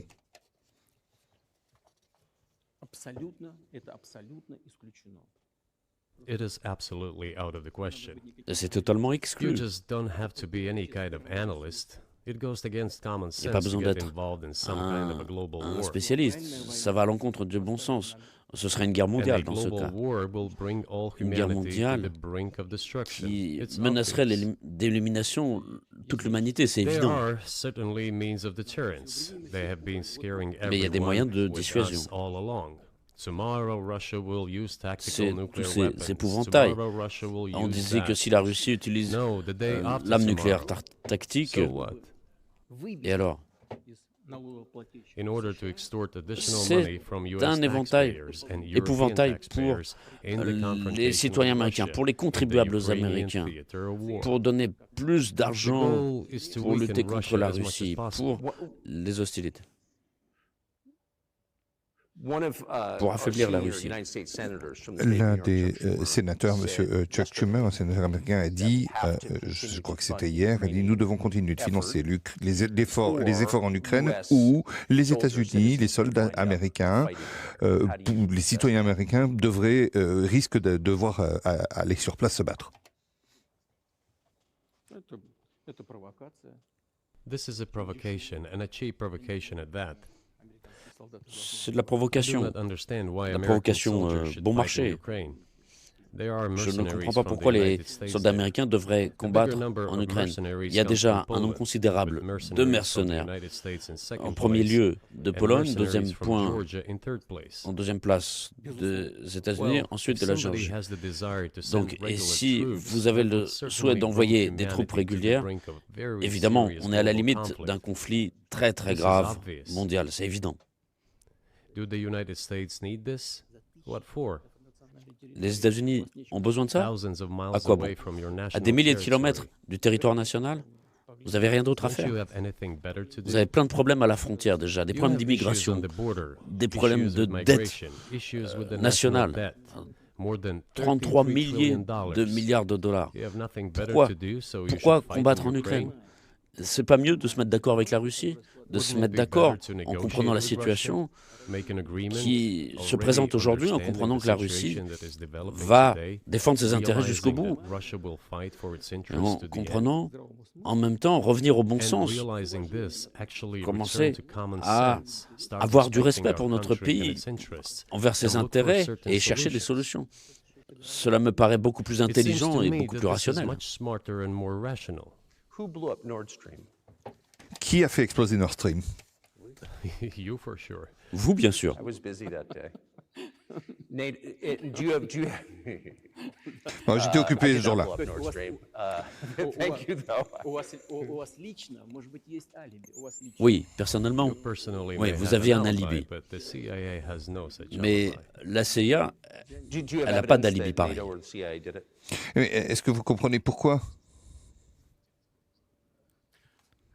Знаете, You know, I won't get into details, but people always savez, say in such cases, je ne vais pas entrer dans for les someone détails, who is interested. mais on dit toujours dans But ces in this cas-là, case, we should not only look à for qui profite someone le who is crime. interested, but En also l'occurrence, for ici, someone vous who has ne cherchez pas celui à capabilities. qui le crime Because there may profite, be many mais people celui qui interested, peut but le not faire. all of them are Parce que capable of celui sinking qui to est the bottom of intéressé, the Baltic il Sea peut y avoir beaucoup de and personnes qui sont carrying intéressées. out this Parce qu'il explosion. faut être capable d'aller au fond de la mer These two Baltique components should be connected. et Who is réaliser une telle interested explosion. and who is Donc ces capable deux of éléments, doing ils it. doivent être But I'm liés. confused. Qui est I mean, that's intéressé the et biggest qui act peut of le Je faire. peux mal industrial comprendre, parce que terrorism donc ever. c'est And le it's the premier acte largest emission of de CO2 l'histoire en matière de terrorisme Okay, so if you had industriel. evidence, Si vous avez presumably des in your preuves, security et services, probablement rental vous avez des services services de renseignement, de that NATO, sécurité, US, CIA, and que West l'OTAN did this, why et wouldn't les you États-Unis present l'ont it fait, and win a propaganda victory? pourquoi vous ne le présenteriez pas comme une victoire de la propagande? в войне пропаганды очень сложно. In the war of propaganda, it is very difficult to defeat the C'est très United difficile States. de vaincre les États-Unis dans la guerre de la propagande parce que les États-Unis contrôlent tous les médias internationaux et beaucoup de médias européens. Et le bénéficiaire final des médias européens, ce sont des fonds américains. Vous ne savez pas ça? Donc, on peut faire ce travail, mais il vaut mieux préserver sa santé. On peut exposer ses sources d'information et sans avoir de résultats. Tout le monde a très bien compris ce qui s'est passé. Les analystes américains le disent eux-mêmes, directement. Oui, d'accord. Mais j'ai une question à laquelle vous avez travaillé en Allemagne, et ça, comme on le sait, les Allemands savent clairement que ce sont leurs partenaires de l'OTAN qui ont fait ça, et que ça affecte considérablement leur économie. Et pourquoi ne disent-ils rien? Pour moi, je trouve ça extrêmement troublant. Est-ce que vous pouvez nous dire quelque chose? This also confuses me.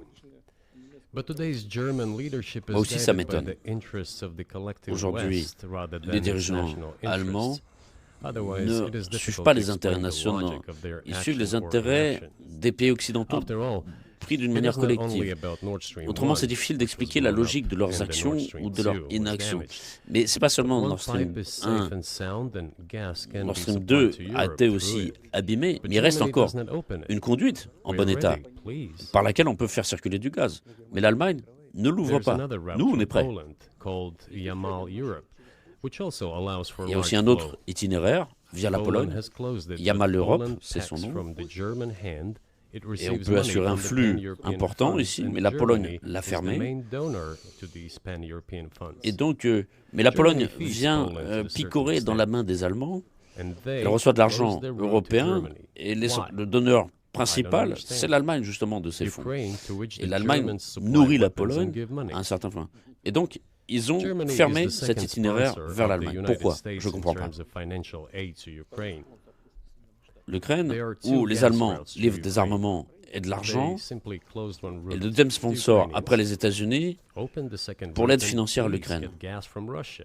il y a deux They do not itinéraires de Why gazoduc don't qui the circulent par Germans l'Ukraine. say, Ils en ont fermé un Look, guys, Eh ben, we give ouvrez you le deuxième money and weapons. et recevez Open du up gaz the valve, de Russie. please. Mais Let ils the ne l'ouvrent gas pas. from Russia pass Pourquoi les through for Allemands us? ne diraient pas, écoutez We're les buying gars, liquefied on vous donne gas de at l'argent, exorbitant déjà, prices in Europe, tournez la vanne s'il vous plaît, which brings the level laissez of passer our le gaz qui vient de competitiveness Russie, and economy on le in paye general 3 fois down plus to cher zero. aujourd'hui, ça casse You notre want us to give you compétitivité, money. notre Let économie. us have the decent existence. Est-ce que Make vous voulez qu'on money vous donne de for l'argent? our economy, Alors because laissez-nous this is exister where the money normalement, we give you comes gagner sur le plan from. économique, They refuse to do et so. c'est ça qui nous Why? permet de vous donner l'argent. Ask Non, them. ils le font pas. Pourquoi? That is what is like in Posez-leur la their question. heads. Those are highly incompetent people. Ils ont autant de poids dans la tête que sur cette table. La sont guerre complètement aujourd'hui peut-être divise le monde en deux hémisphères. Donc j'aimerais que... Est-ce que vous pouvez décrire les blocs d'alliance qui est de chaque côté, pensez-vous? Listen, you have said that the world is breaking into two hemispheres. Écoutez, vous avez dit que le monde Brain is divided into se two divisait en hemispheres. deux hémisphères. La Terre, One la is tête aussi est responsible divisée for en one type of deux activities. The hémisphères. other one is Il more y a about creativity une and moitié so plus on. créative, une autre plus But it is still one and the active, same head. mais c'est une seule tête. Donc il faut que le monde soit uni, que la sécurité Security should be soit shared commune. rather than meant for the golden Et billion. c'est pas ce sur quoi compte le That is milliard the d'or. only Et alors, scenario where à the ce moment-là, world le could monde be sera stable, stable, sustainable and predictable. durable et Until prévisible. then, while the Et head is tant split que into la tête parts, est it is an divisée en illness, deux a parties, serious adverse c'est une condition. maladie, It is a une period maladie of grave. severe disease that the world is going through now. Et le monde traverse cette période de But I maladie think that thanks to difficile. honest journalism, this work is Mais j'ai l'impression akin to que work of the doctors. This could somehow grâce be aux remedied. journalistes honnêtes, on peut avoir un travail. Peut-être qu'on Je va peux vous trouver donner quelque chose. donc, un exemple donc, de ce qui s'est passé aux États-Unis. Est-ce que donc, s'agissant du dollar des États-Unis, est-ce que vous pensez que les sanctions pourraient changer le rôle du dollar? You know, to use the dollar as a tool of foreign policy Vous savez, struggle c'est une des erreurs stratégiques les plus graves de la part des dirigeants américains. L'utilisation du dollar en tant qu'instrument de lutte politique internationale. Le dollar, c'est la base de la puissance des États-Unis. Et je pense que tout le monde le comprend très bien. On imprime autant de dollars, ils circulent partout dans le monde. L'inflation aux États-Unis, elle est minimum, autant que je sache, 3%, 3,3 à 4%. C'est tout à fait admissible pour les États-Unis. Et on continue à faire fonctionner la presse habillée. Qu'est-ce que ça signifie? 33 milliers de milliards de dollars. C'est de l'émission. En même temps, c'est l'arme principale de préservation de la domination des États-Unis dans le monde. Et les dirigeants politiques ont décidé d'utiliser le dollar en tant qu'instrument de lutte politique. Ils exercent des frappes contre cette puissance américaine. Je ne vais pas utiliser des expressions grossières, mais c'est une erreur grossière. Regardez ce qui se produit dans le monde. Même parmi les alliés des États-Unis, on voit diminuer les réserves en dollars. Tout ce qui se produit aujourd'hui, c'est que les gens cherchent à assurer leur sécurité. Si dans les relations de certains pays, les États-Unis utilisent des mesures de restriction, des blocages de comptes, des blocages d'avoirs, etc., c'est un signal très fort pour l'ensemble du monde.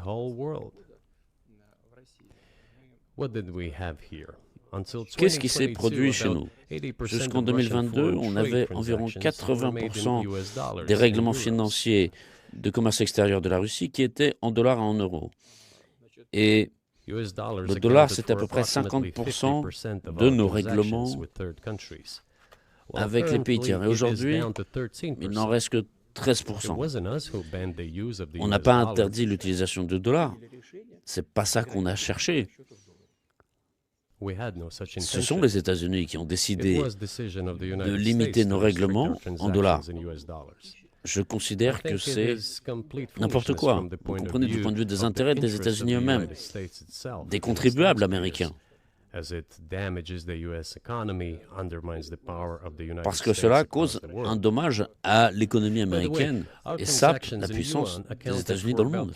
D'ailleurs, les règlements en yuan étaient à peu près de 3%. Aujourd'hui, c'est 34%. Nous réglons autant en roubles, 34% aussi, comme en yuan. Pourquoi les États-Unis ont-ils fait cela? Je pense que c'est de la présomption, simplement. Ils pensaient que tout allait s'effondrer, mais rien ne s'est effondré. De plus, regardez, les autres pays, en particulier les pays producteurs de pétrole, commencent à dire, et font dans les faits aussi, des ventes en yuan. Vous comprenez ce qui se produit ou pas? Est-ce que quelqu'un comprend cela aux États-Unis? Qu'est-ce que vous faites? Vous vous coupez vous-même l'herbe sous le pied. Tous les experts, ils vous diront, s'ils ont un peu de bon sens aux États-Unis, c'est quoi le dollar aux États-Unis? Vous tuez vous-même. Vous vous tuez vous-même.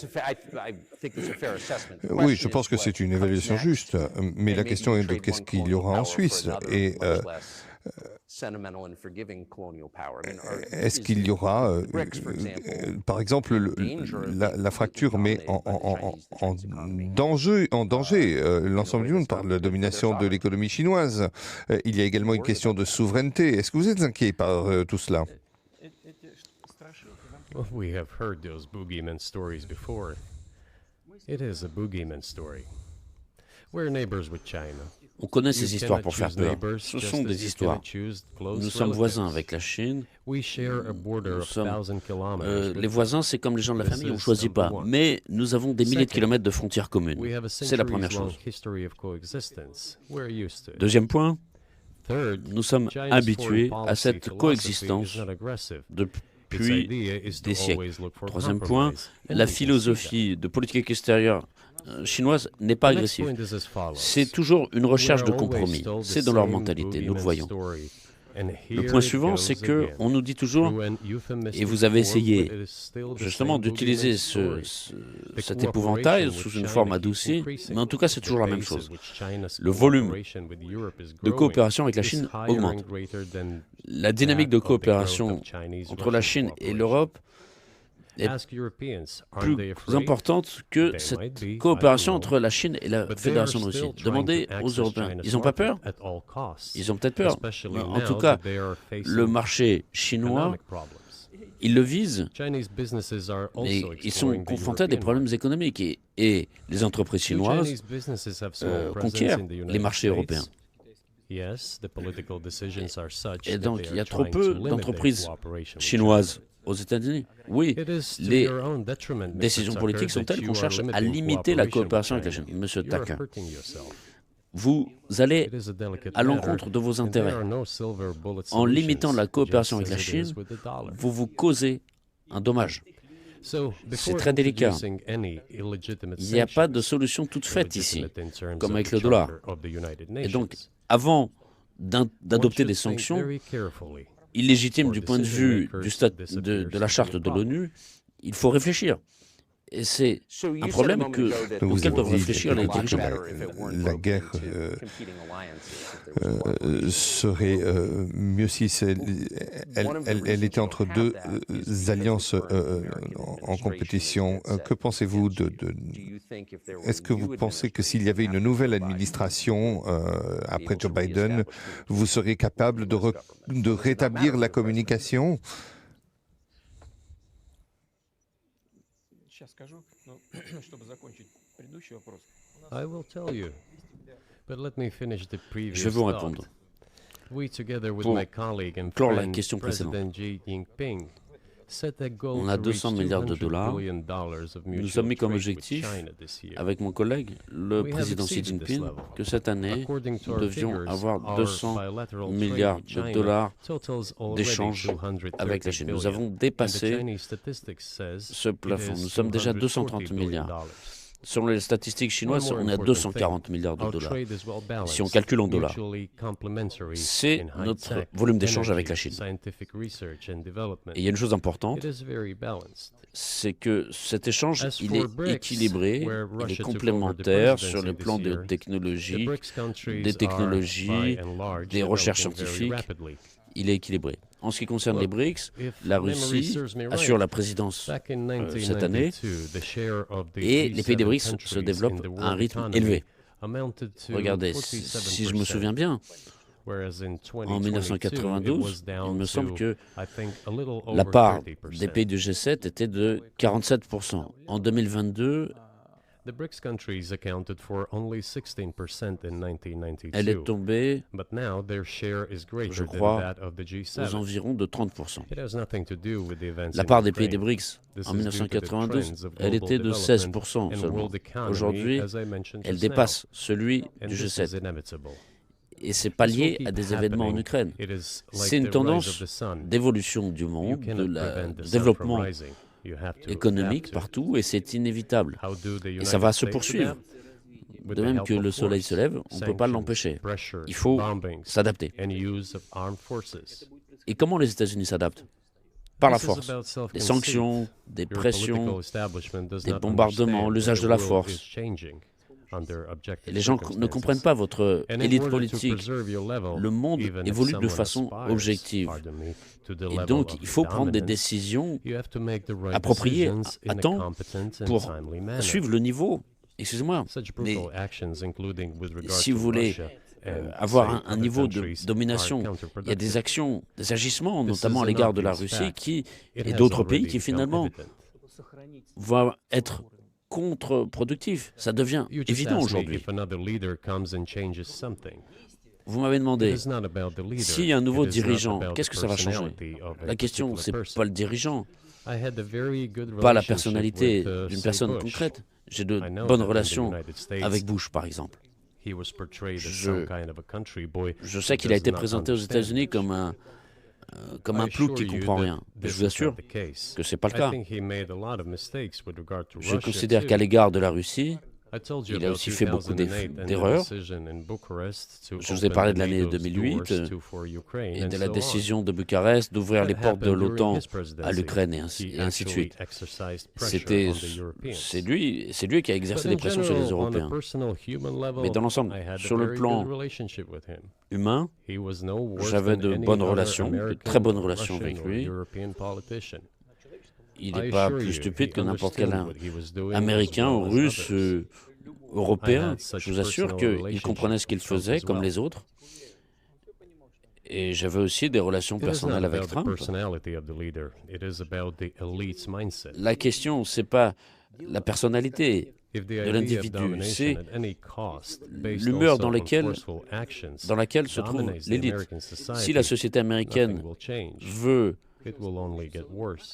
être prête à utiliser la force pour assurer sa domination, ça ne pourra qu'empirer. Et si finalement il y a une prise de conscience que le monde évolue pour des raisons objectives et qu'il faut s'adapter à temps en utilisant les avantages que nous avons aujourd'hui et qui sont préservés aux États-Unis, alors à ce moment-là, quelque chose peut changer. Regardez, l'économie chinoise est devenue la première au monde en matière de parité de pouvoir d'achat.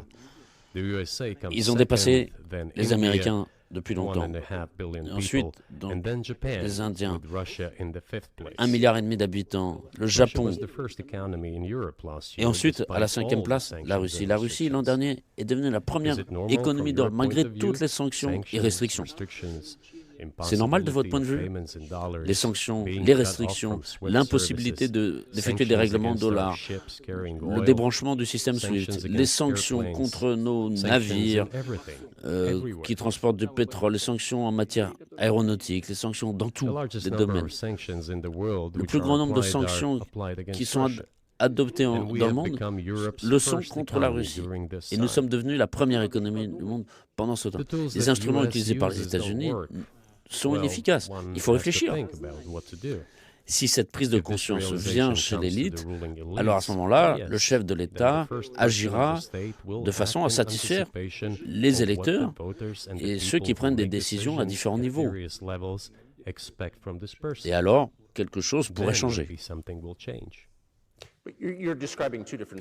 Vous décrivez deux systèmes différents. Vous dites que donc les dirigeants ont des personnalités, et puis d'un autre côté, vous dites que c'est l'état d'esprit des élites. Mais quels sont ces centres de pouvoir aux États-Unis? Que pensez-vous? Et qui prend réellement les décisions?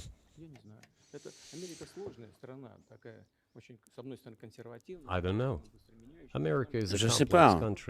L'Amérique est un pays complexe, dans un sens très conservateur, de l'autre côté, qui évolue beaucoup. On a un peu de mal à comprendre tout ça. Qui prend la décision aux élections? Est-ce qu'on peut comprendre quand chaque État a sa propre législation, chaque État régule cette question de sa façon et peut écarter quelqu'un des élections au niveau d'un État? Donc c'est un système à deux étages, c'est un peu compliqué à comprendre. Bien sûr, il y a les deux partis qui dominent, les républicains et les démocrates. Et dans le cadre de ce système des partis, les centres qui prennent des décisions, qui les préparent. Ensuite, regardez, à l'égard de la Russie, après l'effondrement de l'URSS, à mon avis, il y a eu une grosse erreur qui a été commise et qui était absolument injustifiée. C'est la politique de pression, l'extension de l'OTAN, le soutien aux séparatistes dans le Caucase, la mise en place de la défense antimissile. Tout cela, ce sont des éléments de pression. Pression, pression, pression. Ensuite, on a attiré l'Ukraine dans l'OTAN. Tout ça, ce sont des pressions, des pressions. Pourquoi? Je pense en particulier que il y a eu des puissances industrielles excessives et alors qu'il y avait la lutte contre l'URSS, il y a beaucoup de centres qui avaient été inventés, de spécialistes qui avaient été formés sur l'URSS et qui ne savaient rien faire d'autre. Et alors ils continuaient, il faut frapper la Russie, il faut essayer de la démolir, créer plusieurs États sur son territoire et diviser pour mieux régner, les utiliser pour mieux lutter contre la Chine. C'est une erreur. Et cette erreur, elle est liée en particulier au potentiel excessif qui restait de ceux qui luttaient contre l'URSS. Il faut se débarrasser de ça. Il faut des forces fraîches, des gens nouveaux qui comprennent, qui regardent l'avenir et qui comprennent ce qui se passe. Regardez, le développement de l'Indonésie, 600 millions d'habitants. Ils vont aller où? Il faut simplement partir du principe que l'Indonésie elle est déjà dans le club des économies leaders dans le monde. Que ça vous plaise ou pas, nous comprenons bien que aux États-Unis, malgré tous les problèmes économiques, la situation est quand même normale. Il y a une croissance économique normale de 2,5%. Mais si on veut assurer l'avenir, il faut changer l'attitude vis-à-vis de ce qui évolue. Comme j'ai déjà dit, le monde de toute façon, il va changer, indépendamment de la façon dont va se résoudre la situation en Ukraine. Le monde évolue. Les États-Unis eux-mêmes, il y a des experts qui disent eux-mêmes que les États-Unis changent de position dans le monde. La question, c'est comment ça va se produire. Est-ce que ça va être douloureux? Est-ce que ça va se passer en douceur, progressivement? Et ça, ce sont des experts qui ne sont pas anti-américains qui l'écrivent. C'est simplement des gens qui observent l'évolution du monde, c'est tout. Et pour évaluer, adapter la politique, il faut des gens qui réfléchissent, qui regardent l'avenir, qui analysent, qui recommandent et qui donnent des décisions au niveau de votre dirigeants. Vous avez dit clairement que l'élargissement de l'OTAN était une violation des promesses qui avaient été faites et une menace contre votre pays. Mais avant, vous avez envoyé des troupes en Ukraine et vous avez... avant, est-ce que vous pensez que c'était un effort pour vous provoquer, pour parvenir à une action militaire?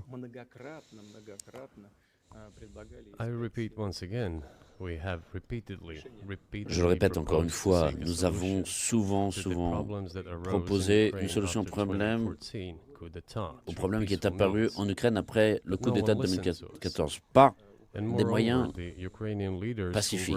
Personne ne nous a écoutés. De plus, les dirigeants ukrainiens, qui étaient sous le contrôle total des Américains, ont déclaré qu'ils n'allaient pas respecter les accords de Minsk, que rien ne leur plaît dans ces accords, et qui continueraient leur activité sur ce territoire.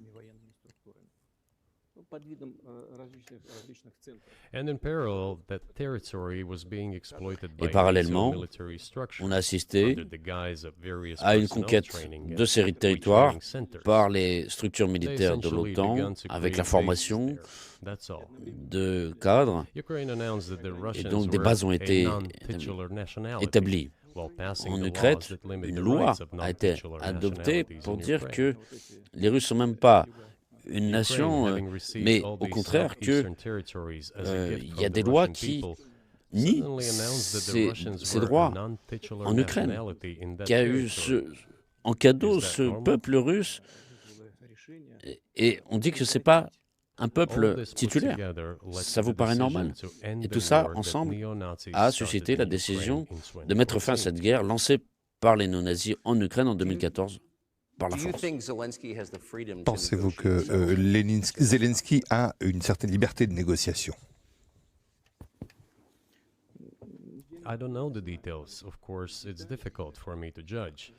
Je ne sais pas. Je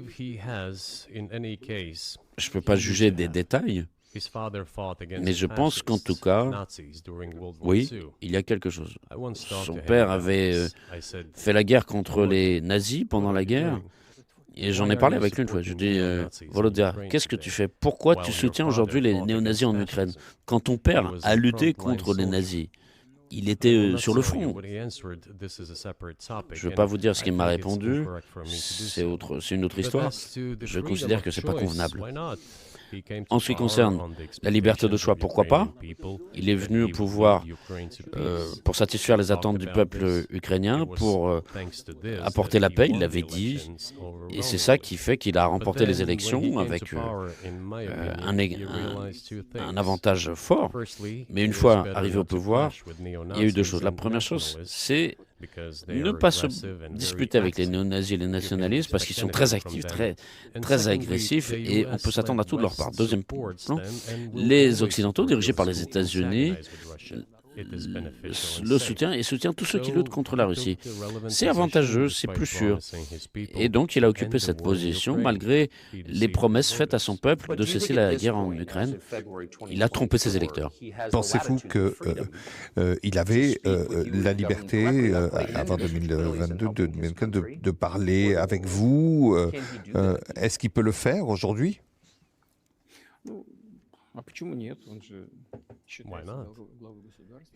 Pourquoi pas? Il se considère comme chef d'État, il a remporté les élections, alors que nous, en Russie, nous considérons que tout ce qui est arrivé après 2014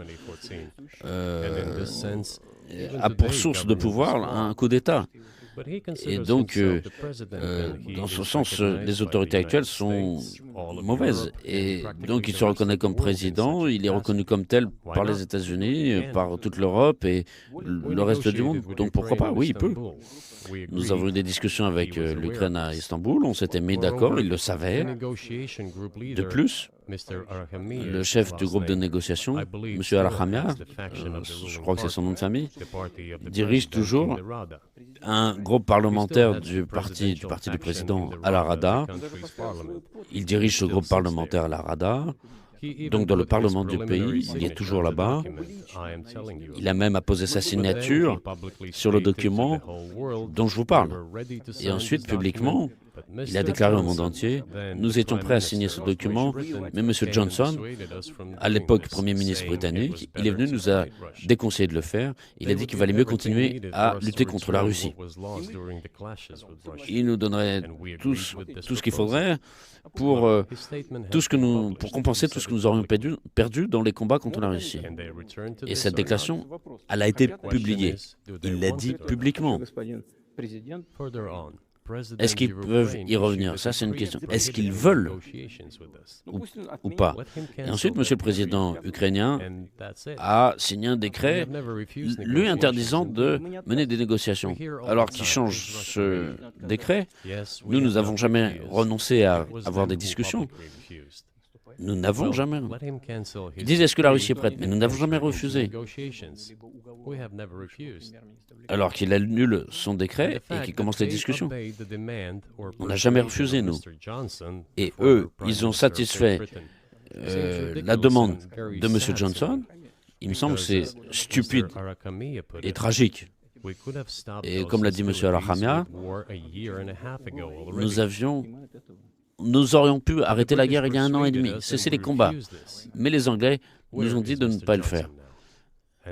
Et il est où maintenant, M. Johnson? Et la guerre se poursuit. C'est une bonne question. Où pensez-vous qu'il est et qu'est-ce qu'il fait maintenant? Personne ne sait.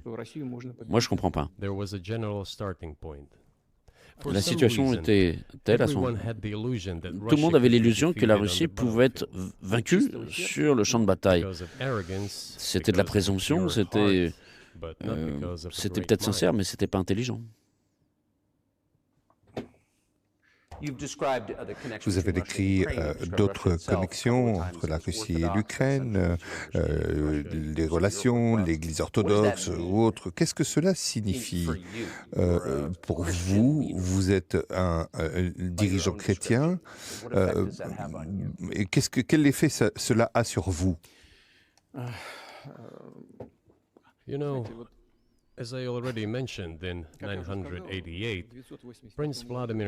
Vous savez, comme je l'ai dit, en 988, le prince Vladimir s'est fait baptiser.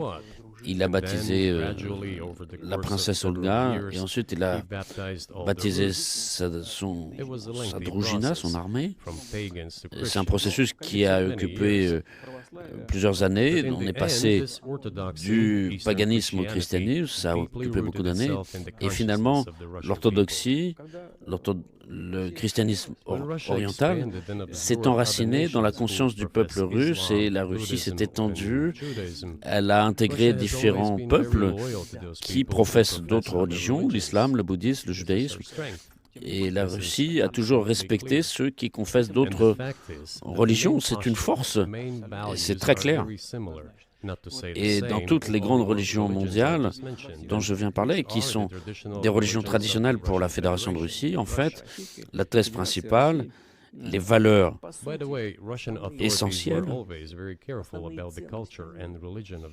sont très similaires, pour ne pas dire qu'elles sont semblables.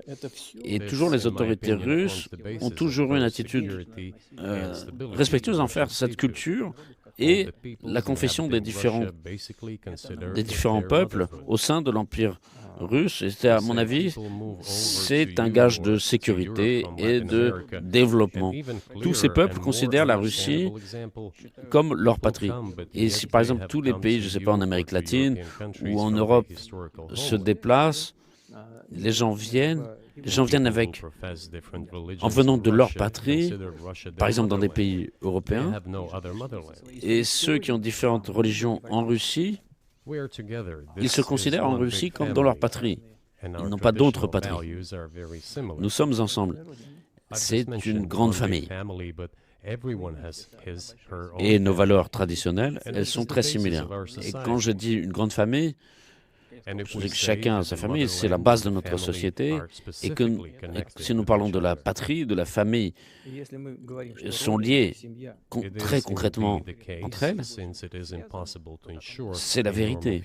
On ne peut pas assurer un avenir normal pour ses enfants, pour sa famille, si on n'assure pas un avenir stable pour tout le pays, pour toute la patrie. Voilà pourquoi le patriotisme est si développé en Russie. Mais le fait que les religions sont différentes, vous savez, donc la religion chrétienne est non violente, Jésus dit dans l'autre jour, etc. Comment un dirigeant peut être un chrétien et faire la guerre? Comment conciliez-vous cela?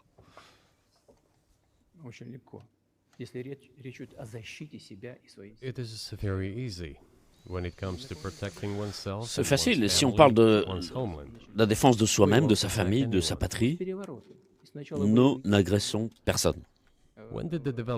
Comment ont commencé les événements en Ukraine? Ils ont commencé par un coup d'État et le début des opérations militaires dans le Donbass. C'est ça le début. Et nous défendons notre peuple, notre patrie, notre avenir. En ce qui concerne la religion d'une manière générale, vous savez, ce n'est pas seulement les manifestations extérieures, pas seulement le fait d'aller tous les jours à l'église ou de s'incliner à terre. C'est dans le cœur. Et notre culture, elle est orientée vers l'homme. Dostoïevski, qui est très connu en Occident comme génie de la culture russe, de la littérature russe, en a beaucoup parlé. Il a beaucoup parlé de l'âme russe. Alors que la société occidentale est beaucoup plus pragmatique. L'homme russe pense à l'éternité, aux valeurs morales. Vous ne serez peut-être pas d'accord avec moi, mais quand même la culture occidentale est plus pragmatique. Je ne dis pas que c'est pas bien. Ça donne la possibilité à ce milliard d'or actuel d'avoir des succès en production, dans la science, etc. Donc il n'y a rien de mal ici. Simplement, je dis que nous ressemblons, mais la conscience est différente. Le surnaturel au travail, chez vous, est-ce que vous voyez Dieu au travail pour vous protéger? Est-ce que c'est une force non humaine?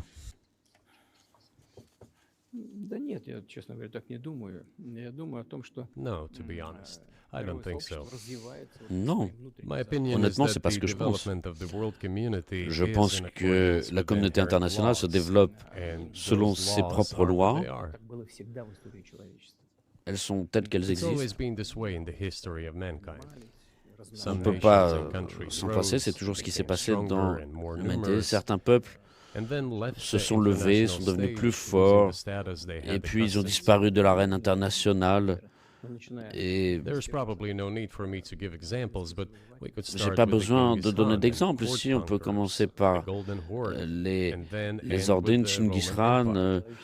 la It seems Horde that there d'or, has never en been finissant anything par like the Roman l'Empire Empire in the history romain. of mankind. Dans l'histoire de l'humanité, je crois que Nevertheless, the il n'y potential a of the jamais eu quelque chose barbarians d'aussi grand gradually que grew, l'Empire as romain. did their Mais en population. tout cas, on a eu In le general, potentiel the des barbarians were barbares getting qui s'est stronger and began to accumulé develop et finalement economically, as l'Empire we would romain say s'est today. écroulé parce que This les barbares étaient eventually plus led to forts, the collapse notamment of sur the le plan Roman Empire économique, ils se sont and the renforcés et ce régime imposed by the Romans. qui avait été imposé par l'Empire romain dans le monde s'est écroulé.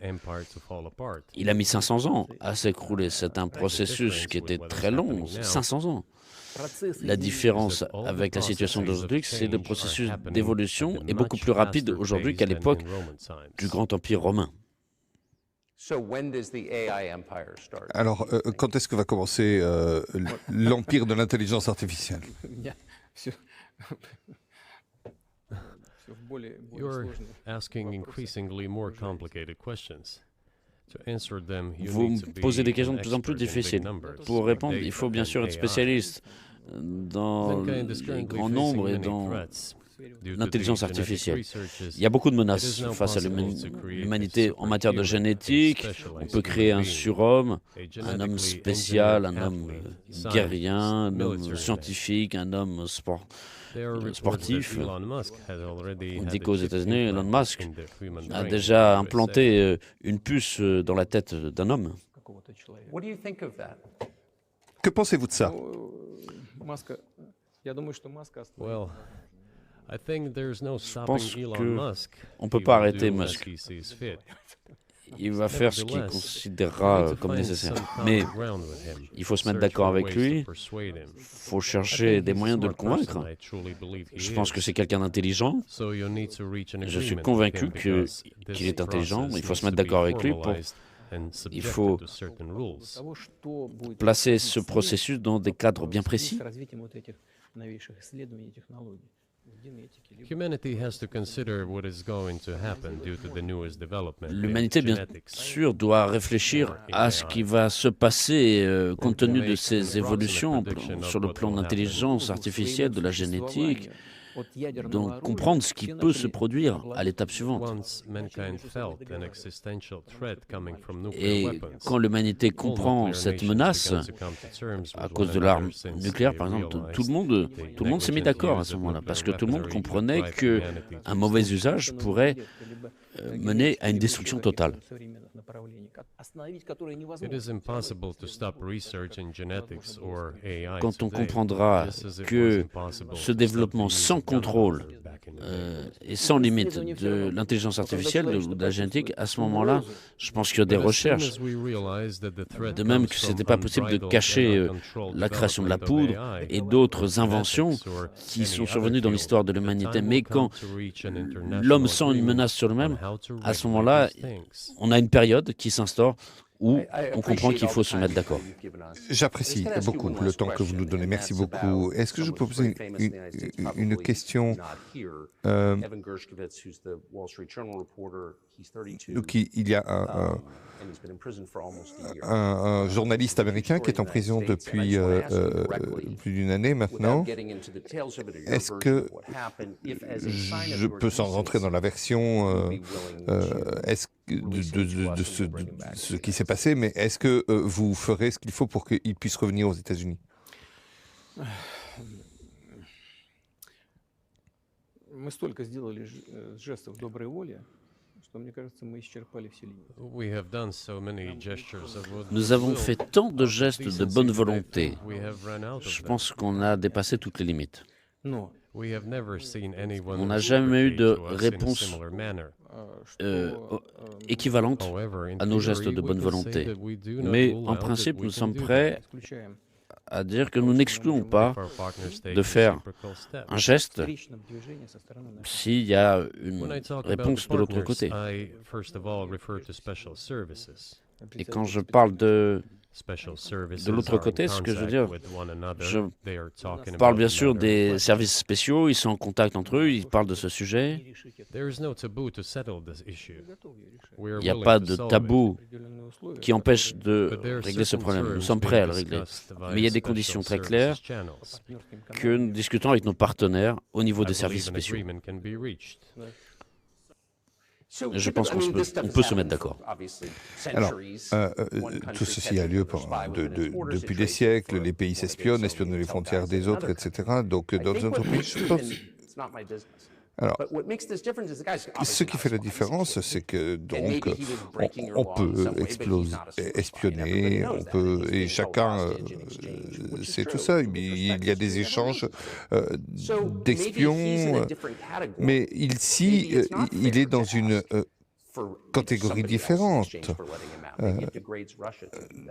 Est-ce que dans ce cas-là, on ne pourrait pas parler d'échange?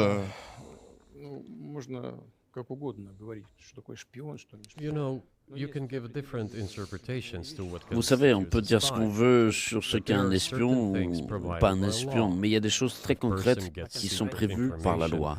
Si quelqu'un reçoit des informations secrètes et le fait de façon secrète, ça s'appelle de l'espionnage. Et c'est ce qu'il a fait concrètement. Il a reçu de l'information secrète. Il l'a fait de façon secrète. Peut-être qu'il a été attiré, peut-être qu'il a été imprudent, peut-être pas par son initiative propre, mais tout ça s'appelle l'espionnage. Il a été pris en flagrant délit, et s'il y avait des choses qui ont été inventées, qui ne sont pas prouvées, ce serait autre chose. Mais là, il a été attrapé la main dans le sac. Il a reçu des informations secrètes de façon secrète. Alors, qu'est-ce que c'est?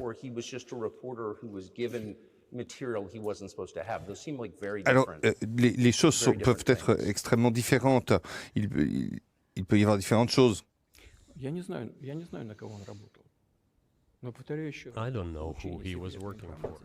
Je ne sais pas pour qui il travaillait, mais je le répète encore une fois, l'obtention d'informations secrètes de façon secrète s'appelle de l'espionnage.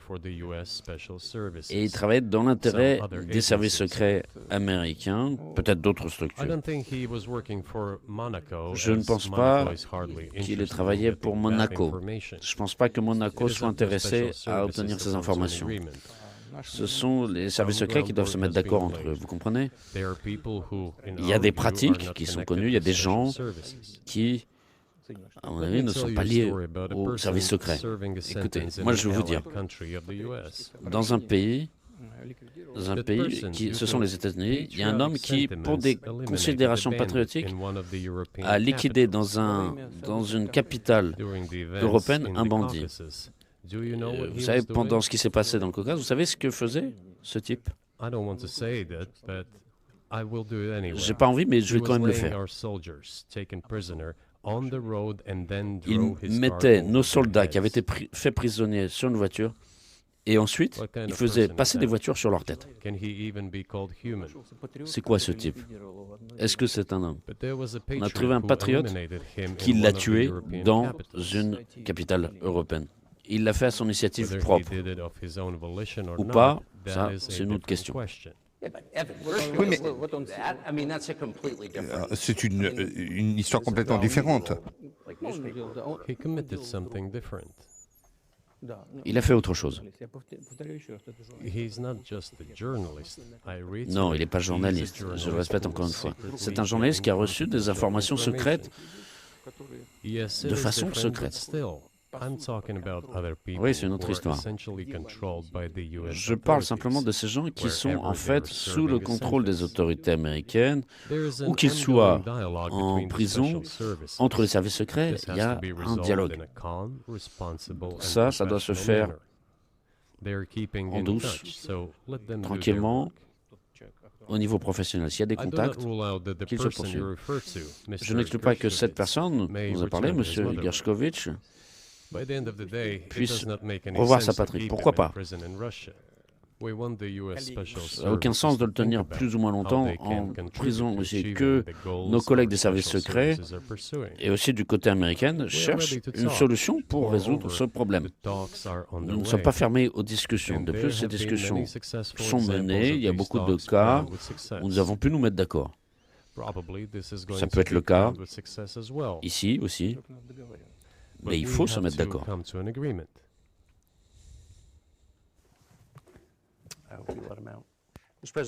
Monsieur le Président, merci.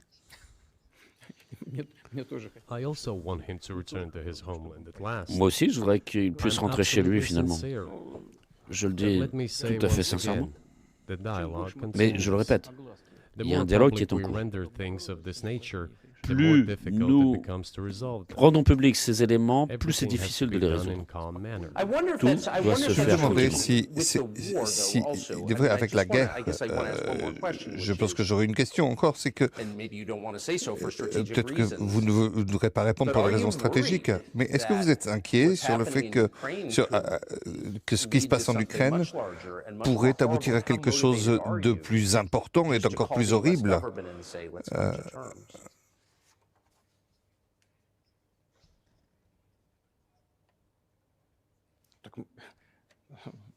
Послушайте, я же сказал.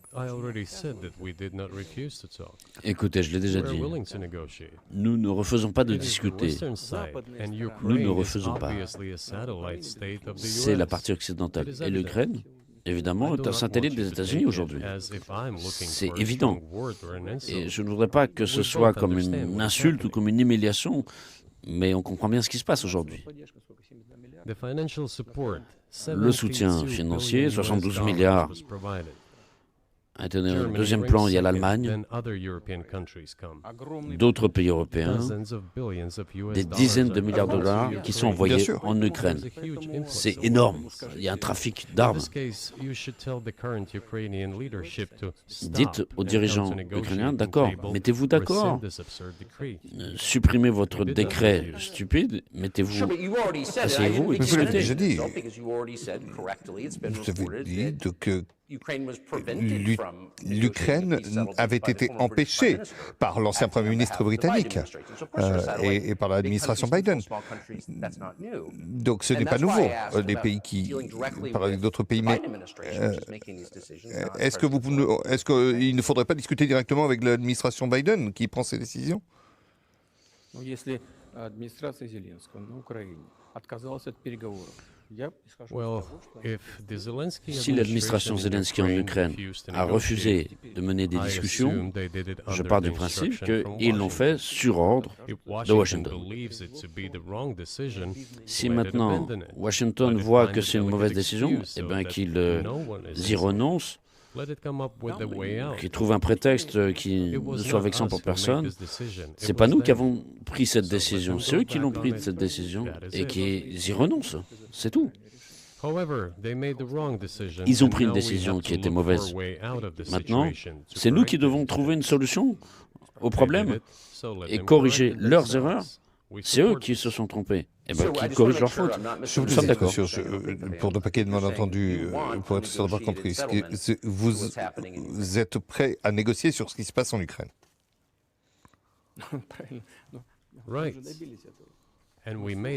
Exactement. Mais on y est arrivé. On a signé un document à Istanbul qui a été signé par le chef de la délégation ukrainienne. Il y a sa signature. Et pas partout, mais il a apposé sa signature et ensuite il a dit nous étions prêts à signer et la guerre a été finie il y a déjà un an et demi. Mais M. Johnson est venu, il nous a déconseillé de le faire et nous avons laissé passer cette chance. Vous avez laissé passer une chance, vous avez fait une faute, eh bien revenez-y, voilà c'est tout. Pourquoi c'est à nous de nous agiter et de réparer les erreurs des autres? Je comprends, on peut dire que c'est notre faute, que nous avons intensifié les actions et qu'avec les armements, nous avons décidé de cesser cette guerre, commencée, comme je l'ai dit, en 2014 dans le Donbass. Mais je reviens encore plus profondément, j'en ai déjà parlé. On en a parlé avec vous. Revenons à 1991, quand on nous a promis de ne pas étendre l'OTAN. Revenons à 2008, quand les portes de l'OTAN ont été ouvertes. Revenons à la déclaration de l'indépendance de l'Ukraine, où elle est proclamée comme État neutre. Revenons aux bases de l'OTAN et aux bases américaines, anglaises, qui ont commencé à apparaître sur le territoire de l'Ukraine, qui ont été des menaces pour nous. Revenons au coup d'État de 2014 en Ukraine. C'est insensé, n'est-ce pas? On peut lancer cette boule dans tous les sens, mais ils ont arrêté les négociations. C'est une erreur? Eh bien, corrigez-la. Nous sommes prêts. Je pense qu'il serait trop humiliant pour l'OTAN d'accepter un contrôle russe de ce qui était il y a 2 ans un territoire ukrainien.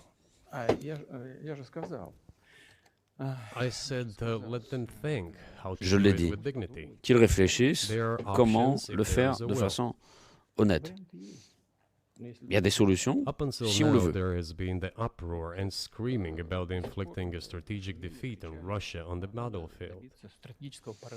Ils ont crié, ils ont fait du bruit, ils ont dit il faut parvenir à une défaite stratégique de la Russie sur le champ de bataille. Alors, vous voyez si c'est possible. Il me semble que ce n'est pas possible par définition. Cela ne se produira jamais. Il me semble qu'aujourd'hui, on en prend conscience, notamment chez ceux qui dirigent en Occident. Mais c'est ça, si cette prise de conscience existe, alors réfléchissez à ce qu'il faut faire. Après, nous sommes ouverts au dialogue. Est-ce que vous voulez dire félicitations l'OTAN pour la situation qui est actuellement, qui prévaut actuellement? Vous savez, c'est l'objet de négociations. De négociations que personne ne veut mener avec nous. Enfin, ils disent qu'ils veulent, mais qu'ils ne savent pas comment. Je sais qu'ils veulent. Je le vois, mais aussi, je sais qu'ils veulent. Mais ils ne comprennent pas comment le faire.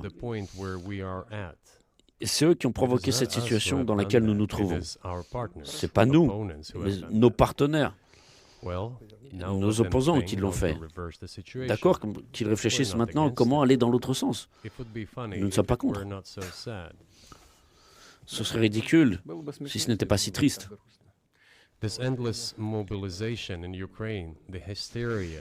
Cette mobilisation incessante en Ukraine, cette hystérie, ces problèmes internes, tôt ou tard, il faut se mettre d'accord.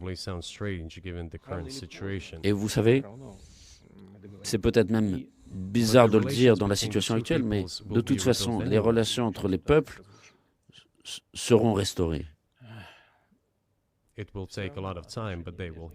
Il faudra beaucoup de temps, mais cela viendra.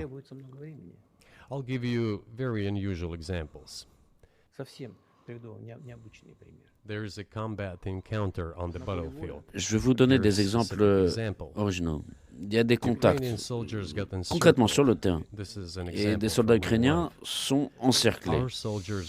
C'est un fait réel. Et nos soldats disent, vous n'avez aucune chance, rendez-vous. Sortez et vous resterez en vie. Rendez-vous. Et de l'autre côté, en russe, en bonne langue russe, ils crient, les Russes ne se rendent pas. Ils sont tous morts. C'est-à-dire qu'ils continuent à se considérer comme Russes.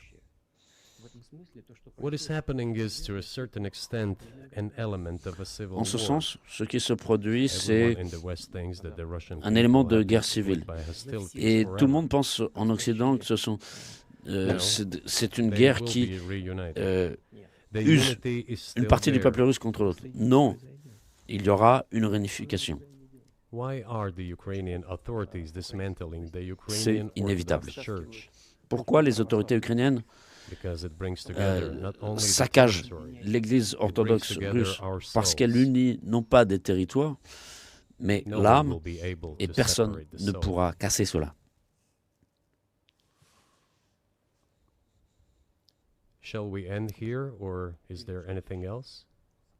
On s'arrête là ou on continue? Non, je pense que c'est bien. Merci, Monsieur le Président.